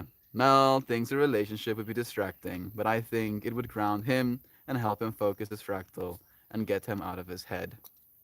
Maybe. Maybe it would. I think I'm missing a few comments first. Take away the weight. Melt. When I start thinking like this, it's mania time shortly after. So make sure you're watching your sleep. It's a good point. Thank you, Susanna, for letting me know. I'm not sleeping bad. I'm sleeping enough, but I'm not sleeping early enough. I would like to wake up with the sun, ideally, but it's been hard. Joy, really, really agree. If only I had friends that live in South Africa who have cars and stuff that would be willing to visit me. Hint, hint. Guilty trippy, guilty trippy. Poke in the ribs. I'm being salty. My friends don't have to come and visit me. They live life of their own. They got they got a whole experience. I know, I know. I just good to hear sometimes. Even the version of us out there being bad to own another is that infinity. That everything we want to be, the goal has already been achieved. You're right. Maybe that is a good way to see it.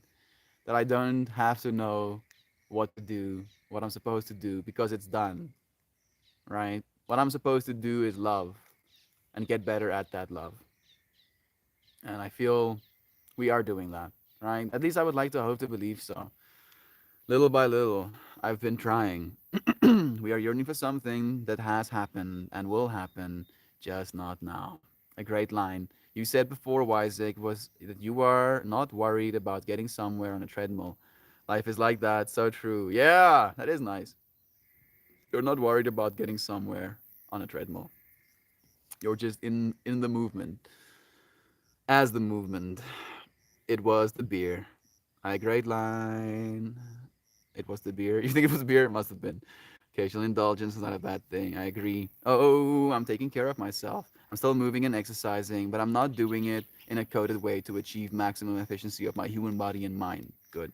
By taking care of myself to enjoy the ride. I've been that way a little bit as well, at least. Right? Like, I'm just doing it sporadically. Like, I have a time still where I go and I exercise more, but I'm not like just grinding myself to a pulp. I'm just kind of like there for it. I've been doing a lot of stretches these days, but my wrist has been giving me issues again. And then I'm like, yeah, I have wrist issues because I'm not eating enough protein. And then I'm like, oh man, I have to eat so much food in order to be okay. And then it's easy to eat again the whole trip, right? So much, so much of the same nonsense. Damn it, so much.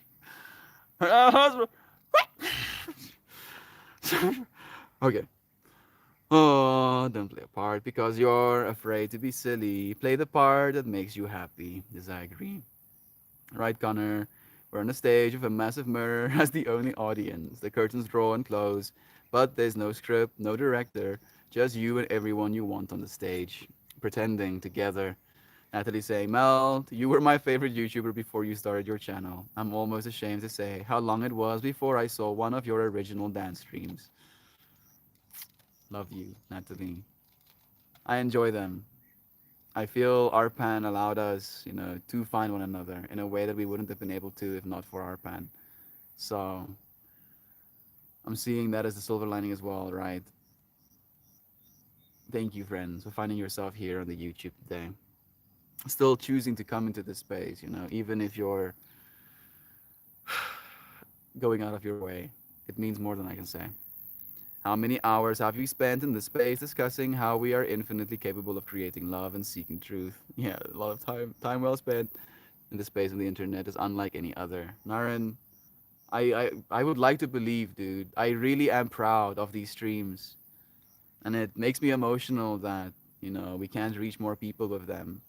But at the same time, I know if we reach more people, then again, right, the whole trip that I shared earlier, it's only going to be harder for me to connect with you friends individually. So it's again another I don't know what I'm supposed to do kind of experience, right? And maybe that's why things are taking the time it's taking because I'm supposed to be figuring it out. I'm supposed to be thinking about all of these things, lest I get drowned.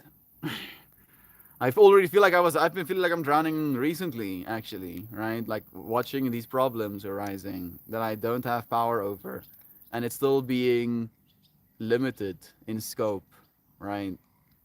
Like tangible. One person disagreeing with one other person. Now, what if there's a million people, and then a percentage of that million people disagree with a percentage of that million people? Now suddenly it's pandemonium. And the response that I think I'm supposed to have is peace, right? And how do I do that? How do I watch Civil War and be at peace? Could I even do that? Am I allowed to? Right? Am I evil for it? Etc. Etc. Joy Vive, I saw the other side of benefiting from lack of romantic relationships with a friend of mine. He now has he has now tapped into himself and is a spoken word poet now with a healthy relationship. Thank you for echoing that. I appreciate it, Natalie. I will be in a relationship at some point in my life, but I'm gonna need someone who is okay with me being who I am, right? And I feel very selfish for wanting that. So until I can be someone that I'm okay with someone accepting, I don't want to be accepted, I guess. Right? That's the weird fractal I have in my head. To say it more succinctly, I do not have the abundance to be able to take care of another person right now. And even if I become more abundant within the next 5, 10 years, I'm going to be spending my time not settled down, right? Not from a relationship perspective, but from an actual moving my physical body to different places. Like I want to see South Africa at least, right? I want to see the rest of the world and meet you friends, at least some of you. Again, the whole trip of not being able to. Fortunately, I feel you friends have dibs, right? At least our community, the start of this community, I have a deep sense of loyalty to you friends. Knowing your names gives me a vector to at least meet you friends first, right? That I might not be able to meet all of the friends that will touch in our lives, but I will at least be able to meet all of you friends eventually, right? So that gives me a sense of hope.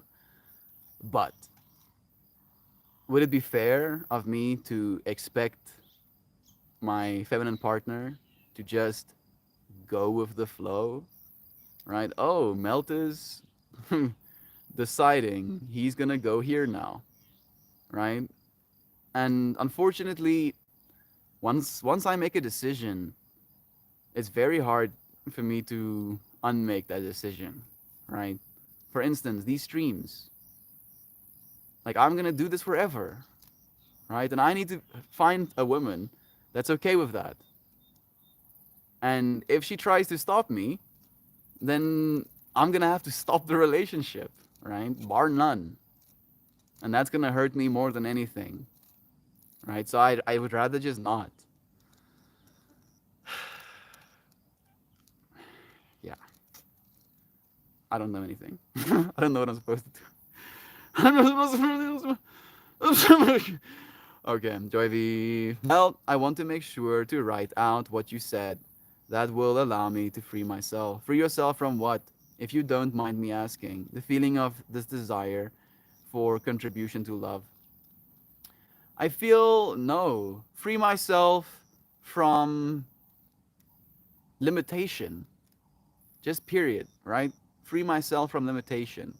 Believing that I'm incapable of things. I I want to reach a point where as fast as I can think things, they will become a reality, right? That's what I want to be. And it is probably going to take me 100 years, 1,000 years. But I'm not going to stop until that's my reality, right? Like if I, for instance, and this is something I will 100,000% do, I can, for instance, make a piece of technology, nanobots that make up my scarves. And then I have a conversation with someone, and I tell them about this beautiful fractal I see when they're talking to me about this joy they have, for something. And then I'll be able to close my hand around my piece of scarf and then create a work of art for them in my palm, an actual physical, piece. And I'll be able to give that to them. As fast as I can think things, I want to be able to make it physical reality. And the fact that I can't do that right now feels like a limitation. Feels like there's something wrong with me, right? It's like why can't I make fire in my hand right now? I can understand it, right? If I vibrate the little molecules fast enough, technically I can combust the oxygen, right? And if I can do that, I can create like a little barrier, it can make conceptually sense to me, but I'm not powerful enough to do that. And that feels like a limitation. Feels like I need to free myself in that way, right? Like the imaginative part of me, the God part of you, the part of you that can imagine things, can picture different realities, feels stuck inside of me as a human being, right? It's like it wants to get out. It's like there's something in me that's like clawing at reality. And the best way that I can give it accessibility is with discipline at this point in my life, right? That I might not be able to do it instantaneously, but over time, over enough time, I'll be able to do anything. I hope that satisfies your curiosity, Isaac. Maybe less time trying to free self and possibility of melting, destroying, and letting go of self. Yeah, exactly. Not even letting go, but like I hope this freeing of the self, idea I have in my mind makes sense. Wouldn't want to spend my morning with anybody else. Natalie, you don't see anything. So much love.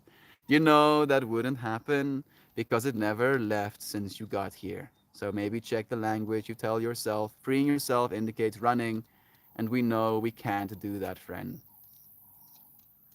I hope, I hope you friends. Like maybe we'll see, your perspectives change as I keep reading. I love the bananas out of you, Melt, as I do you. Thank you for that, Isaac. Thank you so much. With one line, Melt instantly made his family less attractive. Toxic masculinity is such an ugly look. Yeah, Natalie. They're not that toxically masculine, right? Maybe a little bit, not too much, but there very much is, like a little tinge of trying to prove oneself, a tinge of being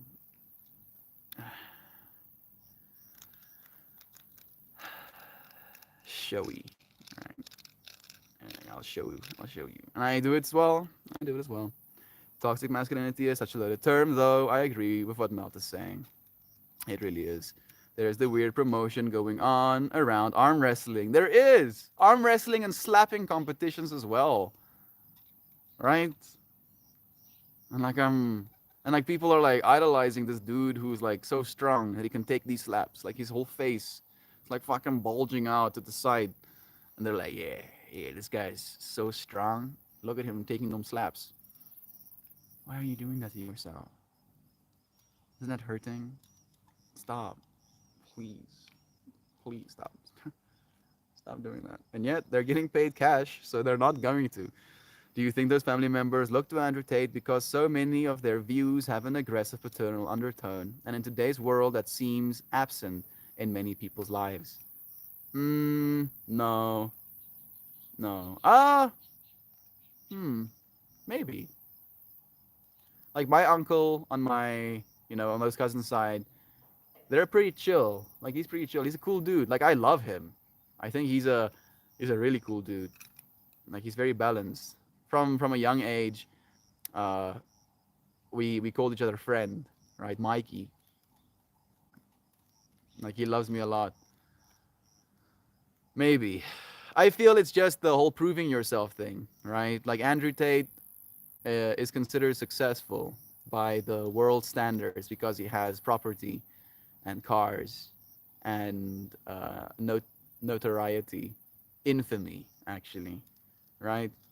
And people think that your value is caught up in all of that bullshit, right? Unfortunately.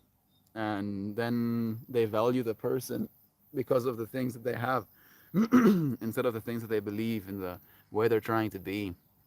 That means an Orthodox Christian God has a very stern father like appearance. And if you look to that as a father figure in your life, you can feel like it's absent as people struggle. I can definitely see that actually. And deep struggle for Christians can feel isolated for them from God. So we can see Andrew Tate who acts like it, some wrathful divine person, and they just use him like a prophet. Yeah, that sounds about right. Yes, guy, exactly. Oh, I think I'm falling further behind as well. God, Father, Mother. Connor came on Connor. You've been a man your entire life. You can figure out where the line is. Did I miss a bit? Competition is not necessary. Competition is not necessarily bad, though. It can create fractals of inspiration and introspection. I agree with that as well. I agree. What is the line when it becomes toxic? When you, so I think it's okay to compete, right? And I think it's okay to push other people to become stronger. But as soon as you have it in your heart, this want for others to fail, right? This want for yourself to be uplifted above, to be the one that dominates another, right? And taking some sort of pride in dominating that other person as well. I feel that's where toxic masculinity starts, right? That's the line. Because now you're no longer aligned with love. You're aligned with fear or separation, right? That person has to be separate from you in order for you to dominate them, right? Or separate from you in the way where they are not aligned to the strength that you are. And as a result of that, you dominating them is okay, is good even, right? That to me, I think of as toxic masculinity. The domination culture, dude, the patriarchy. I agree that it needs to be healthy competition, yet toxic masculinity, I have seen, is just used for competition in general. Competition is okay. Competition at the expense or at the hope of another person's failure, I don't think is, right? Because like we can compete and still succeed together. Me and Christian, for example, we have this competition going where we challenge each other to become Wizard King, right? And I'm like, I'm gonna be Wizard King, and Christian is like, oh hell no, you're not, because I'm gonna be Wizard King. And me and him are competing to become Wizard King, but I don't want to see Christian fail at being Wizard King, so that I can be Wizard King, right? And he doesn't want to see me fail, so that he can be. We're encouraging growth within one another. But if it became a what can I do to fuck with Christian to make sure he doesn't succeed, right? What can I say to him to throw him off his game? How can I hurt him? How can I dominate, him in this competition? Then I feel we're stepping over the line of what competition is supposed to be. It should be a goal that you're trying to dominate, not a person. Maybe that's the another way to say it. I think it goes back to the magic word, intention. There we go. I agree. True. There's another game at the end. Yeah. When you compete with the intention of competing against the force for the purpose of triumphing, or interacting with the self, that changes your opponent. It is no longer let me win or overpower this person. I'm so happy that Isaac is like in the same fractal right now. Of course, overpowering the other person. It's let me surpass my limit I set before. There is no anger at the other person when you lose or win. Sports are fine to compete in, yet professionally, now you have survival tied to being better than someone else. Exactly. And now, granted in the workforce effectively, we are set up to compete. Yet, we can set it up to be a system that allows us to survive without constant fighting for more money. You made a beautiful point there, dude. The fact that a lot of people's want to compete is attached to their need to survive, right? Like we have commoditized competing with one another to the point where if you don't compete, if you don't destroy, if you don't dominate your opponent, then your opponent can take your job, right? You can be replaced with someone who is more willing to dominate. And then that creates a negative loop within the self, a separate, right? Like yeah, me versus them kind of fractal. And I don't think competition is a masculine quality at all. I think it is inherently egoic. And that has nothing to do with sex or the divine masculine and feminine. I can agree. Joy V saying, depends on the workforce. There's no competition in my career unless you're competing with yourself. I mean, there could be competition, right? Like, I could, for example, make a system that does your job better than you can do it, Joy V. And then I can go about trying to sell that system to as many people as possible, including the company you work for, eventually, making your job obsolete and you losing your work, right? Like, I'm not saying that's what I want to do, but there can be competition pretty much in anything. And if it's done with the goal of like ruining other people's lives, then it's going to obviously be evil. And I think that's maybe the other thing we should be aware of as well, is that we can ruin other people's lives without even trying to. And to be aware, right? That's the thing we're trying to do. It's just like bring ourselves to extreme awareness. Is Armand hier ook? Armand van die kerk. Johan. Armand. Ek weet nie of Johan nog hier so is nie, maar Armand was saam met my in MAS hoërskool koshuis gewees. En toe dink hy is cool en trek New Zealand toe.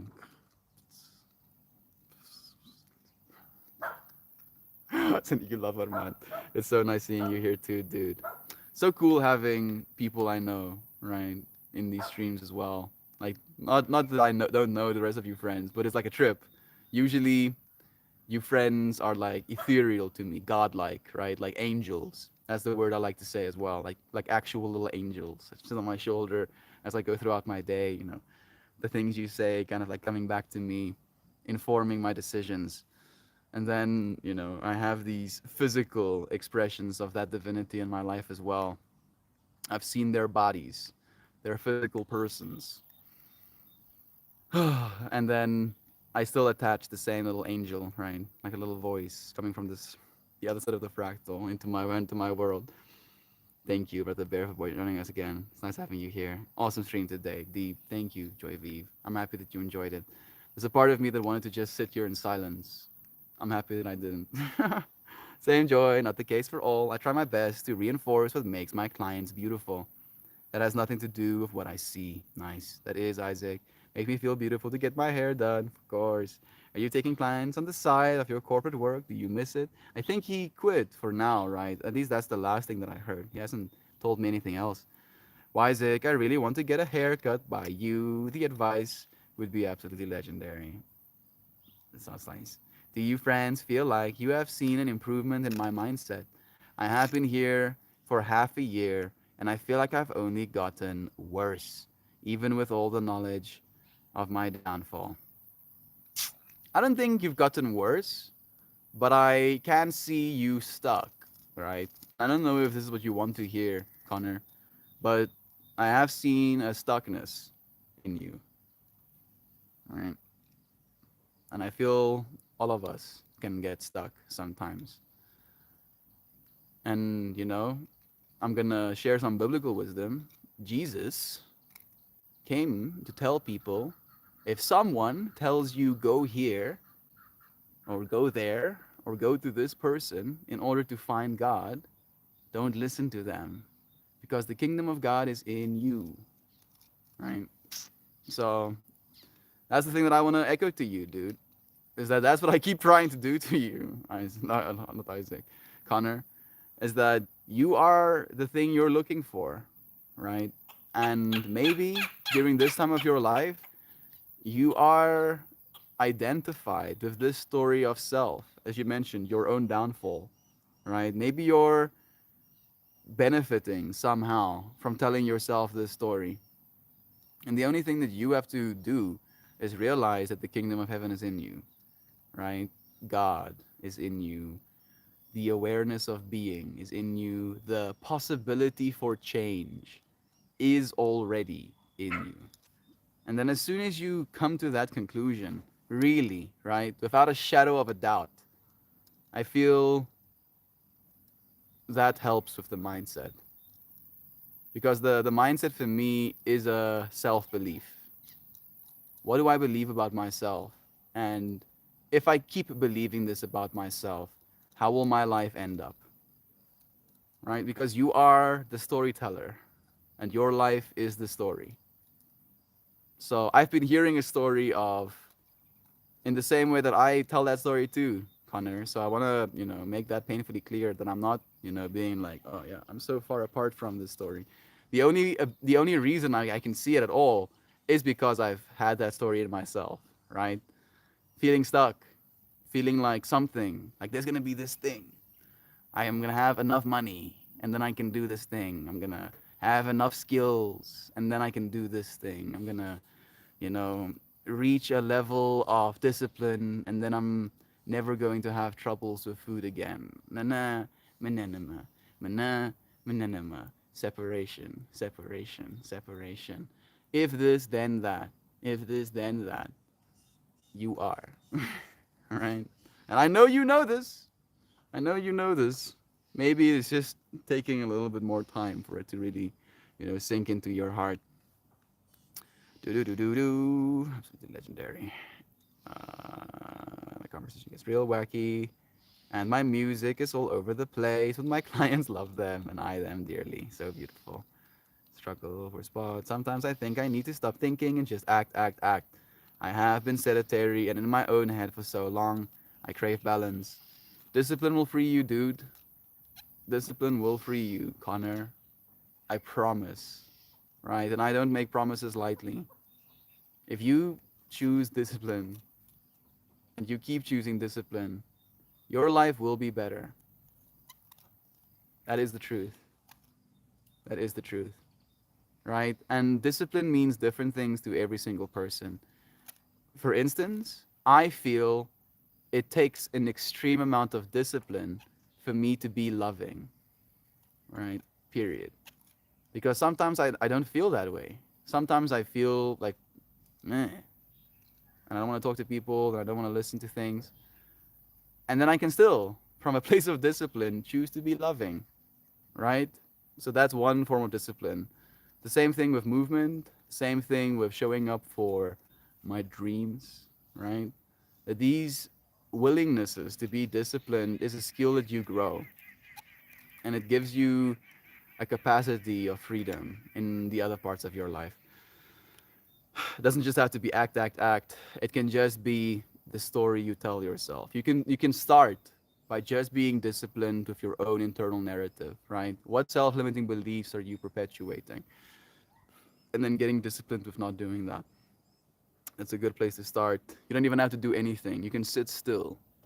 and grow and get better, right? What we're supposed to do. I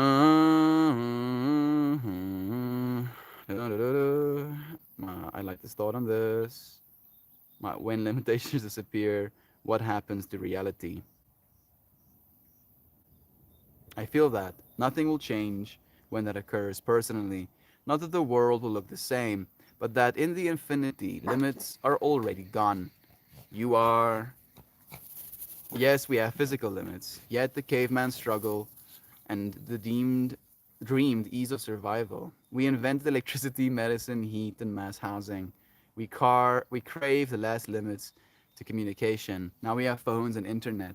And I feel personally we will continue on this cycle. It's not as if the world is stagnant, but that the base layer has no bounds. Just some thoughts. I feel that. Language is hard. No, I felt everything, and semantics get confused in text.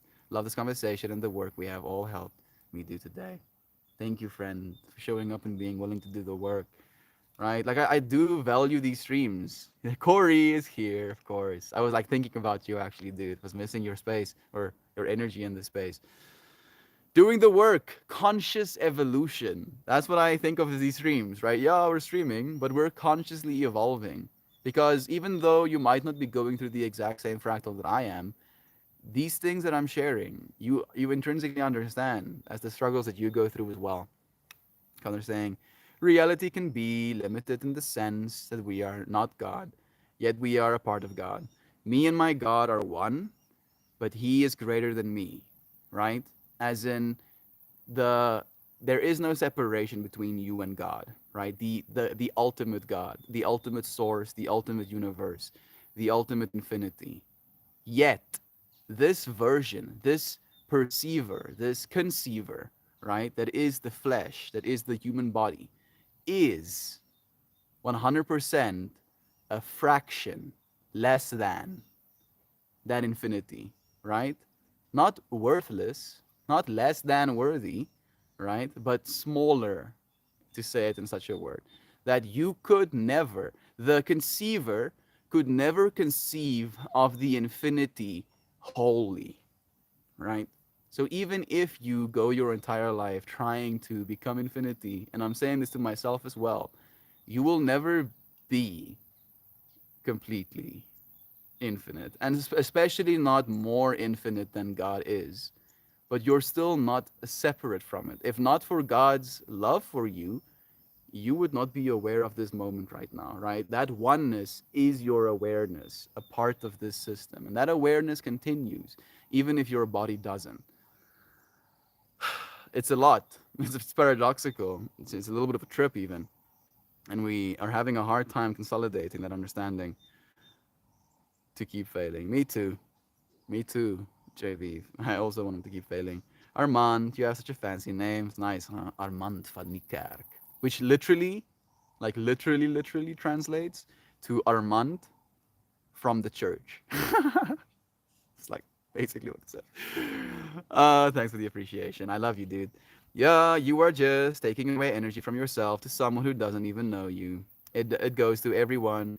Hate is only hurting yourself. Exactly. It's worth it. I would stand up for equality any day. Absolutely. Y'all are still here. I had a client come by and I had to step away. We were waiting for you, Sam. So much love to you. I think we're getting close to the end of it. Let's compete to get to win-win. Yes, exactly. Go from zero sum to making more of some, right? Get some more sums. Right, I don't think this above is an argument over desire to see bad people succeed. Remember, it's all perspective. We can want Andrew Tate from the perspective. We can want Andrew Tate from the perspective that we want peace for any potential victims of him. That's going over my head a little bit. Maybe we'll have a conversation with Andrew Tate one day. Maybe he'll change, you know. No, it's not hate, just truly dislike and want to derail. Exactly. I agree. They stand for equality. Like Melt said, bringing down anyone else to bring people up will never be the answer. Agreed. Not necessarily a negative, hateful perspective. We don't want a human to suffer. Quite the opposite. I hear your point, Connor, though. We must be careful to fight hate with love. That's my only point. You get it, Isaac. I don't agree with Andrew Tate, yet I don't think he should be a devil archetype. I don't think of him as a devil archetype as well. I think of him as masculine, right? And that's what he wants to be perceived as a masculine dude. But unfortunately, he is so far in his masculinity that he is separating himself from the infinity, right?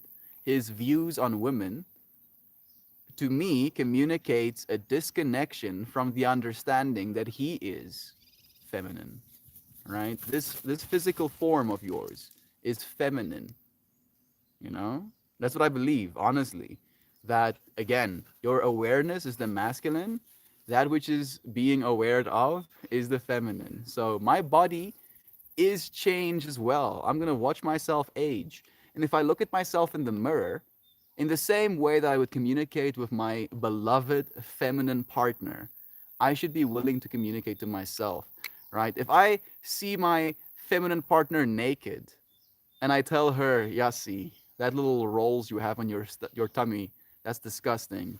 Oh, I see you have a few pimples on your face. That's gross. You should not have those. Ah, I see you have like a hair sticking out or two. You should have that wax. You think that's gonna be a relationship that lasts? You think that's gonna be a loving relationship?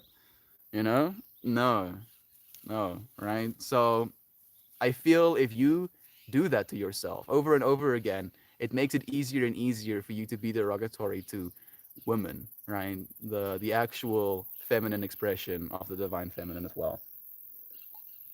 It's a lack of love for the self that takes your ability to love another, not uh and it can be misconstrued, right? Because you can become God, uh what's the word? God complexed while still hating yourself. That's even trippy, actually, that that's even possible. I don't think potential victims of him and other ones more. There's no competition. Look at this. She's like trying to get some attention. Aja macam macam. Aja macam macam guys. Aja papiki. Aja papiki popper. Aja papiki woofter. Want some more attention? Aja macam macam. Okay. Uh huh. Not necessarily. We're not.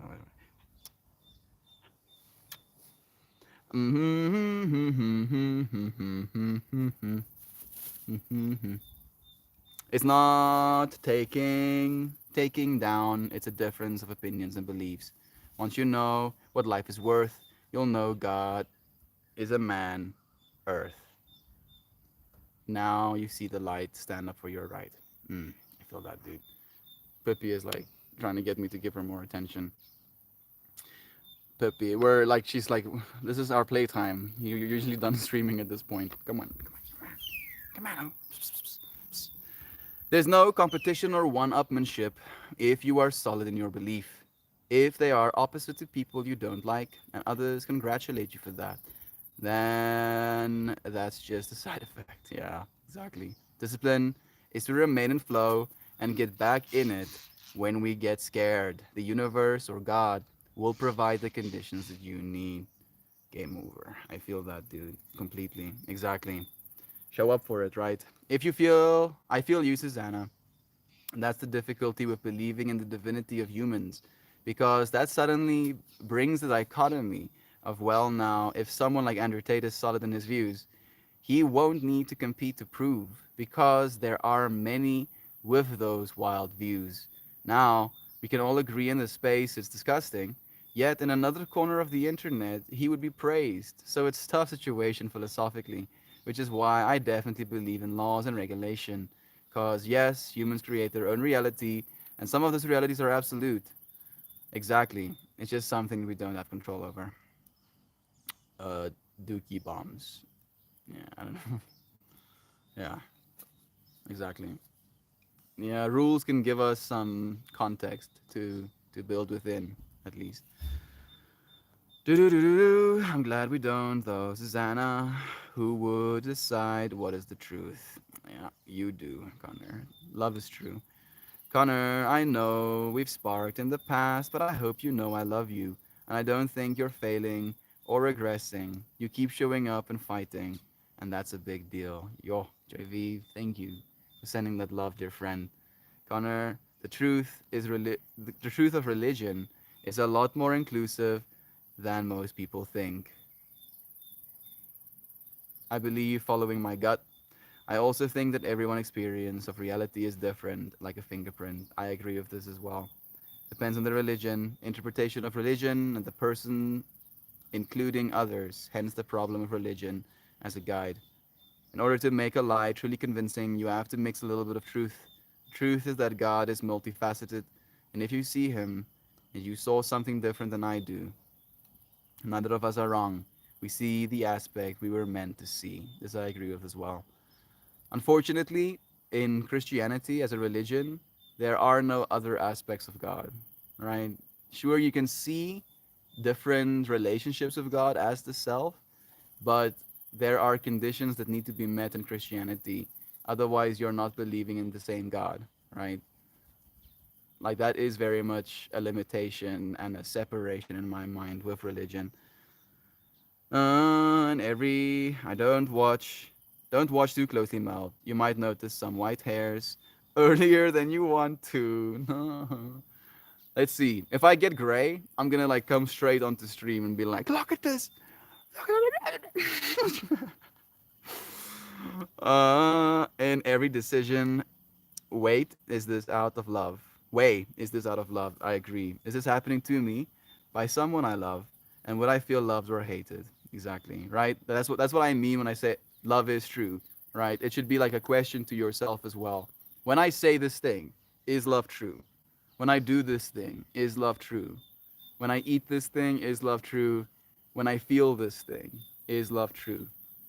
And then the more you align with truth, align with love, I believe the better life gets, right? Because you're living in love more than you do in fear, in separation. Do do do. Don't watch you closely. Another of us around. I see you, Sam. Thank you, Armand. Yeah, Sam is a G. Boom. Make your choice. Do not let someone tell you what God thinks.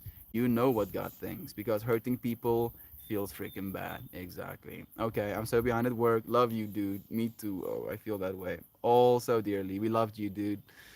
Your energy was so appreciated in the space today. Love you, Isaac. Sending so much love. Have a great day, guys. Love you too, Armand. Thank you for joining us. I was born into religion, so I always feel kind of outcast when you guys start saying God and stuff. I believe we are all in our God bodies. I was I was not born into religion, so I always feel kind of outcast when you guys say God and stuff. I hope not, Susanna. Right?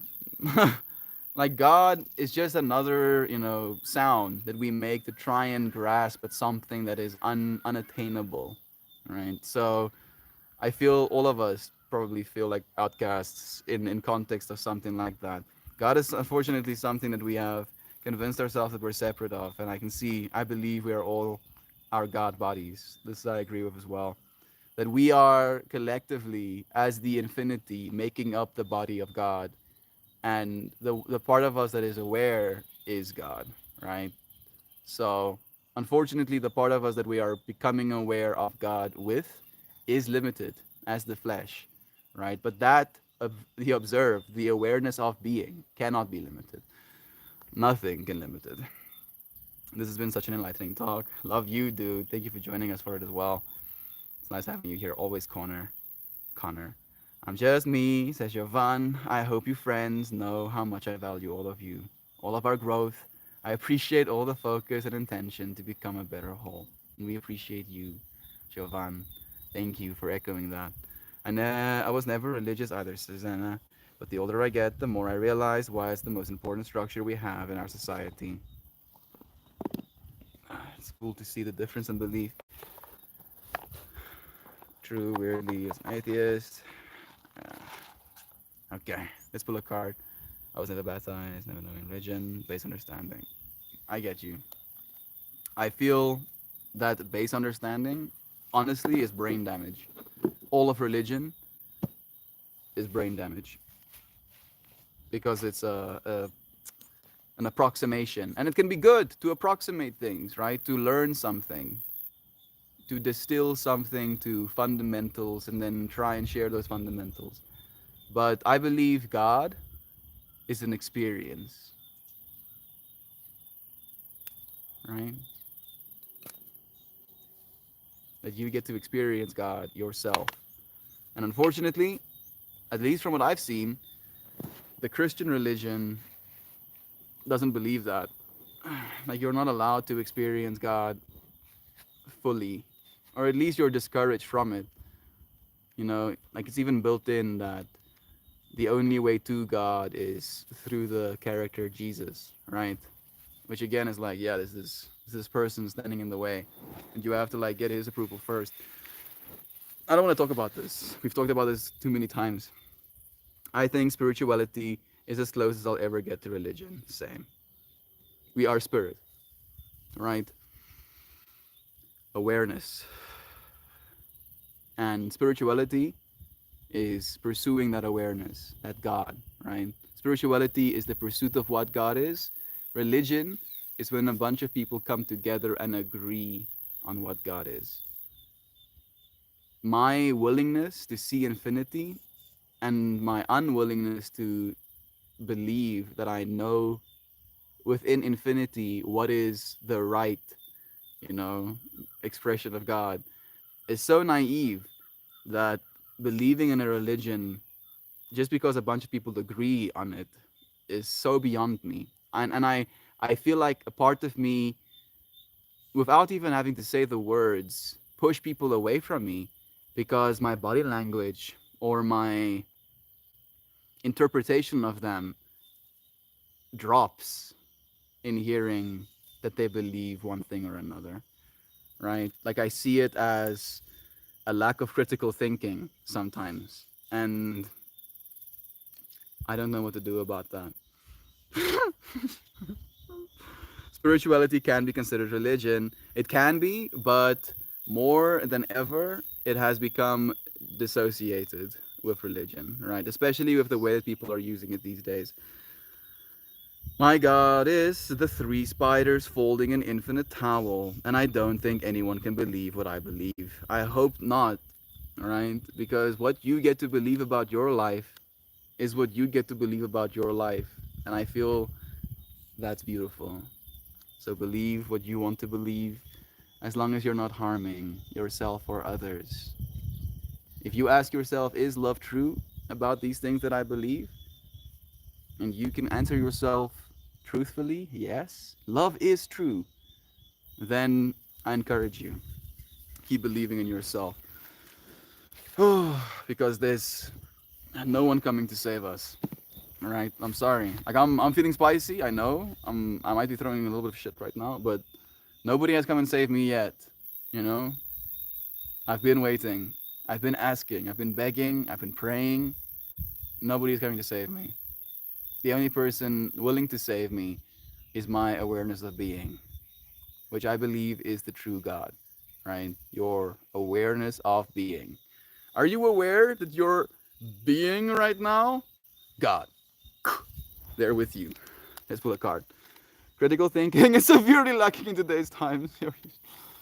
Scarily so. Scarily so. As an atheist, I'm fine with believing God is love, period.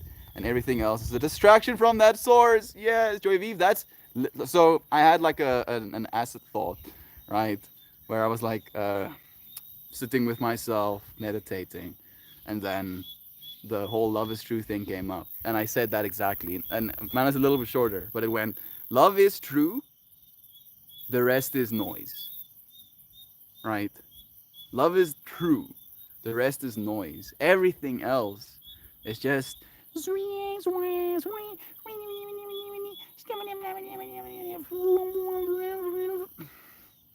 Love is true, the rest is noise. Distraction from the source. Let's pull a card, shall we? It is this one. Oh, goodness, I only now realize my deck is the wrong way around. Sanctuary. Ooh, this card. This card. Yeah, some simpatico, Melty. You like it? Love is true, the rest is noise. Card number 43, Sanctuary, Refuge, and Renewal. Look at that peace dove coming in from above. DNA spiral attaching to the ground, double rainbows overlapping, a heart, what it looks like at least, vines growing up, a little praying mantis, not a fucking praying mantis, chameleon in the corner. Yeah, some energy. Green, you got green. Contoons, you got green, and there is some blues, sprinkled in there as well. Like there's a lot of blues here, here. Whew. Okay. Refuge and renewal. This green cathedral is offered as a sacred space and refuge from the world for a time. It invokes the energy of deep connection with nature and represents a place of rest and renewal. DNA spirals connect the peace dove above with the place of heart that dwells within every one of us. The double helix of our DNA spins a remembering of our divinity and the acceleration of our participation in conscious evolution. Yo! Skippo! Yo, yo, yo, yo! I'm sorry, okay. I'm using my mind because that's how many times did I use the word conscious evolution in today's stream? How many times? Again, the double helix of our DNA spins a remembering of our divinity and accelerates our participation in conscious evolution, consciously evolving by showing up for it. Do you have much? You have much to do upon the earth. Realize that however in tune you are with your evolving purpose, however fast you are shifting paradigms, there will be times when it is necessary for you to retreat in order to renew your vitality and reconnect with your sacred center. Set a time, set aside time for stillness. Allow a sense of peaceful tranquility to pervade your consciousness. You may want to walk into the forest and listen to the voices of nature. Sit quietly in that energy and feel how your mind is calmed and your spirit renewed. Listen to the message that you receive in this meditative interval. Eva, ha-ah! The sounds of nature is dogs barking right now. Ah-ah! Ah-ah! Ah-ah! They're barking at nothing, right? I just wish they would bark at something. Because then I can be like, oh, interesting, looky here. But no, just woofsy woofses. Listen to the message that you receive in this meditative interval. The message I'm receiving is getting better at being okay with things not being the way I want them to be. Like dogs barking for absolutely no reason, for example. I'm receiving the message. I'm at peace. I'm in tranquility. Freaking dogs. I love them so much. I just wish there was. Stop! Stop. Allowing.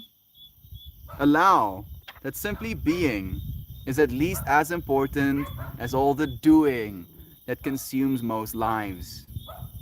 If you are unable to be in nature, find a place of sanctuary in your home or city. Use this card to symbolically assist you in invoking a sense of renewal and equanimity. Remember that the emotions of love and compassion influence the harmonics of the heart and the renewal of life force. Mindfully honor the sanctuary of quiet moments. That's some blue right there. Oh yeah, sanctuary is something we're all searching for, whether we know it or not. It's true. And I do believe that this space has served as that sanctuary to some of us. You friends do, honestly, serve as sanctuary to me. I hope I can, at least in part, do the same for you. The sky behind you is pretty. Maybe I can do this for you. There you go. Whew, let them coworkers feel the energy. Please do. Pretty sure my coworkers across the room heard the skipow from my headphones. I'm sorry. Might have been too loud, Jovan. I just got super excited for a moment there. Saina, good Meltmore, and beautiful friends. I'm glad I woke up before it ended. I'm sending you love to everybody. Sending you that love right back, dear Saina. Thank you, friends. Right? How about that? How about it? Today was one of the days I felt the lowest I felt in a long time. And yet, here we were, sharing lovingly for 2 hours and 37 minutes. Nothing can take our capacity to love. No pain, no discomfort, no resistance, no limitation, no perceived lack of freedom will be able to take our ability to love, right? And the more we love, the more we tune into the harmonics of our heart, to echo that card. Literally resonating in the universal frequency, right? The truth of love is the thing that you need to be resonating with. And if you do, then no matter what happens, no matter what you experience, no matter how many little stories your brain tries to tell you, you'll know that how you live and what you do is true. And I feel that's valuable. Thank you. I'm glad you're sleeping and taking care of yourself, friend. Thank you, Joy V, for that love. Timely. I've been focusing on the energy center lately, Sham. Of course, sending you love. I'm gonna take some of Sham's remedy. Bless you, Mel. You deserve peace and love. All of you friends do. Thank you for sharing some of your peace and love with me today. I'm happy to hear you're feeling better than when we started. I do, Joy Vive. I really do.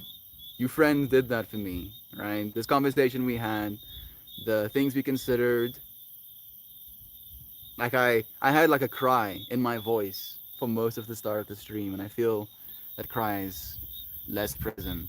I feel like that has been a cry in my voice for a while now. I love you, friends, so much, like absurdly much, and I really wish I could do more. I really do. I'm sorry that I don't know what I'm supposed to be doing, right? I'm sorry that I can't give more time, but I know you friends are divine.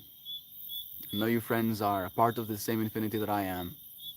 I know that you friends are showing up, and you give me hope. Thank you for that. Have the most beautifulest day, everyone. I love you all so very super, holy cow, enormously dearly. Melt and all of you, absolutely astoundingly wonderful friends. As we love you, dear Shan. Thank you for that, friend. I'm so peaceful listening to the bugs and the birds and the crickets and this beautiful sunset as the sun is rising in California. Sending you love. Don't be sorry, Melt. We are with you. Thank you again. I love you, friends, so much. And I'll see you again soon. All right? We're going to go. And then we're going to be like, Pooh! Back again. And then. Bam! Until I'm dead. Until I'm fucking dead. I won't stop. Okay. I think the crazy is out of me. And now I'm going to keep moving into my power. Every time you know we are all cry, know we're all hugging you and letting you do so. I know. Thank you. Thank you for that. Okay. I'm gonna say goodbye. I'm having a hard time with it, but I love you friends so much. You are divine. Don't let anybody tell you something. I'll see you again soon. Cheers, cheers.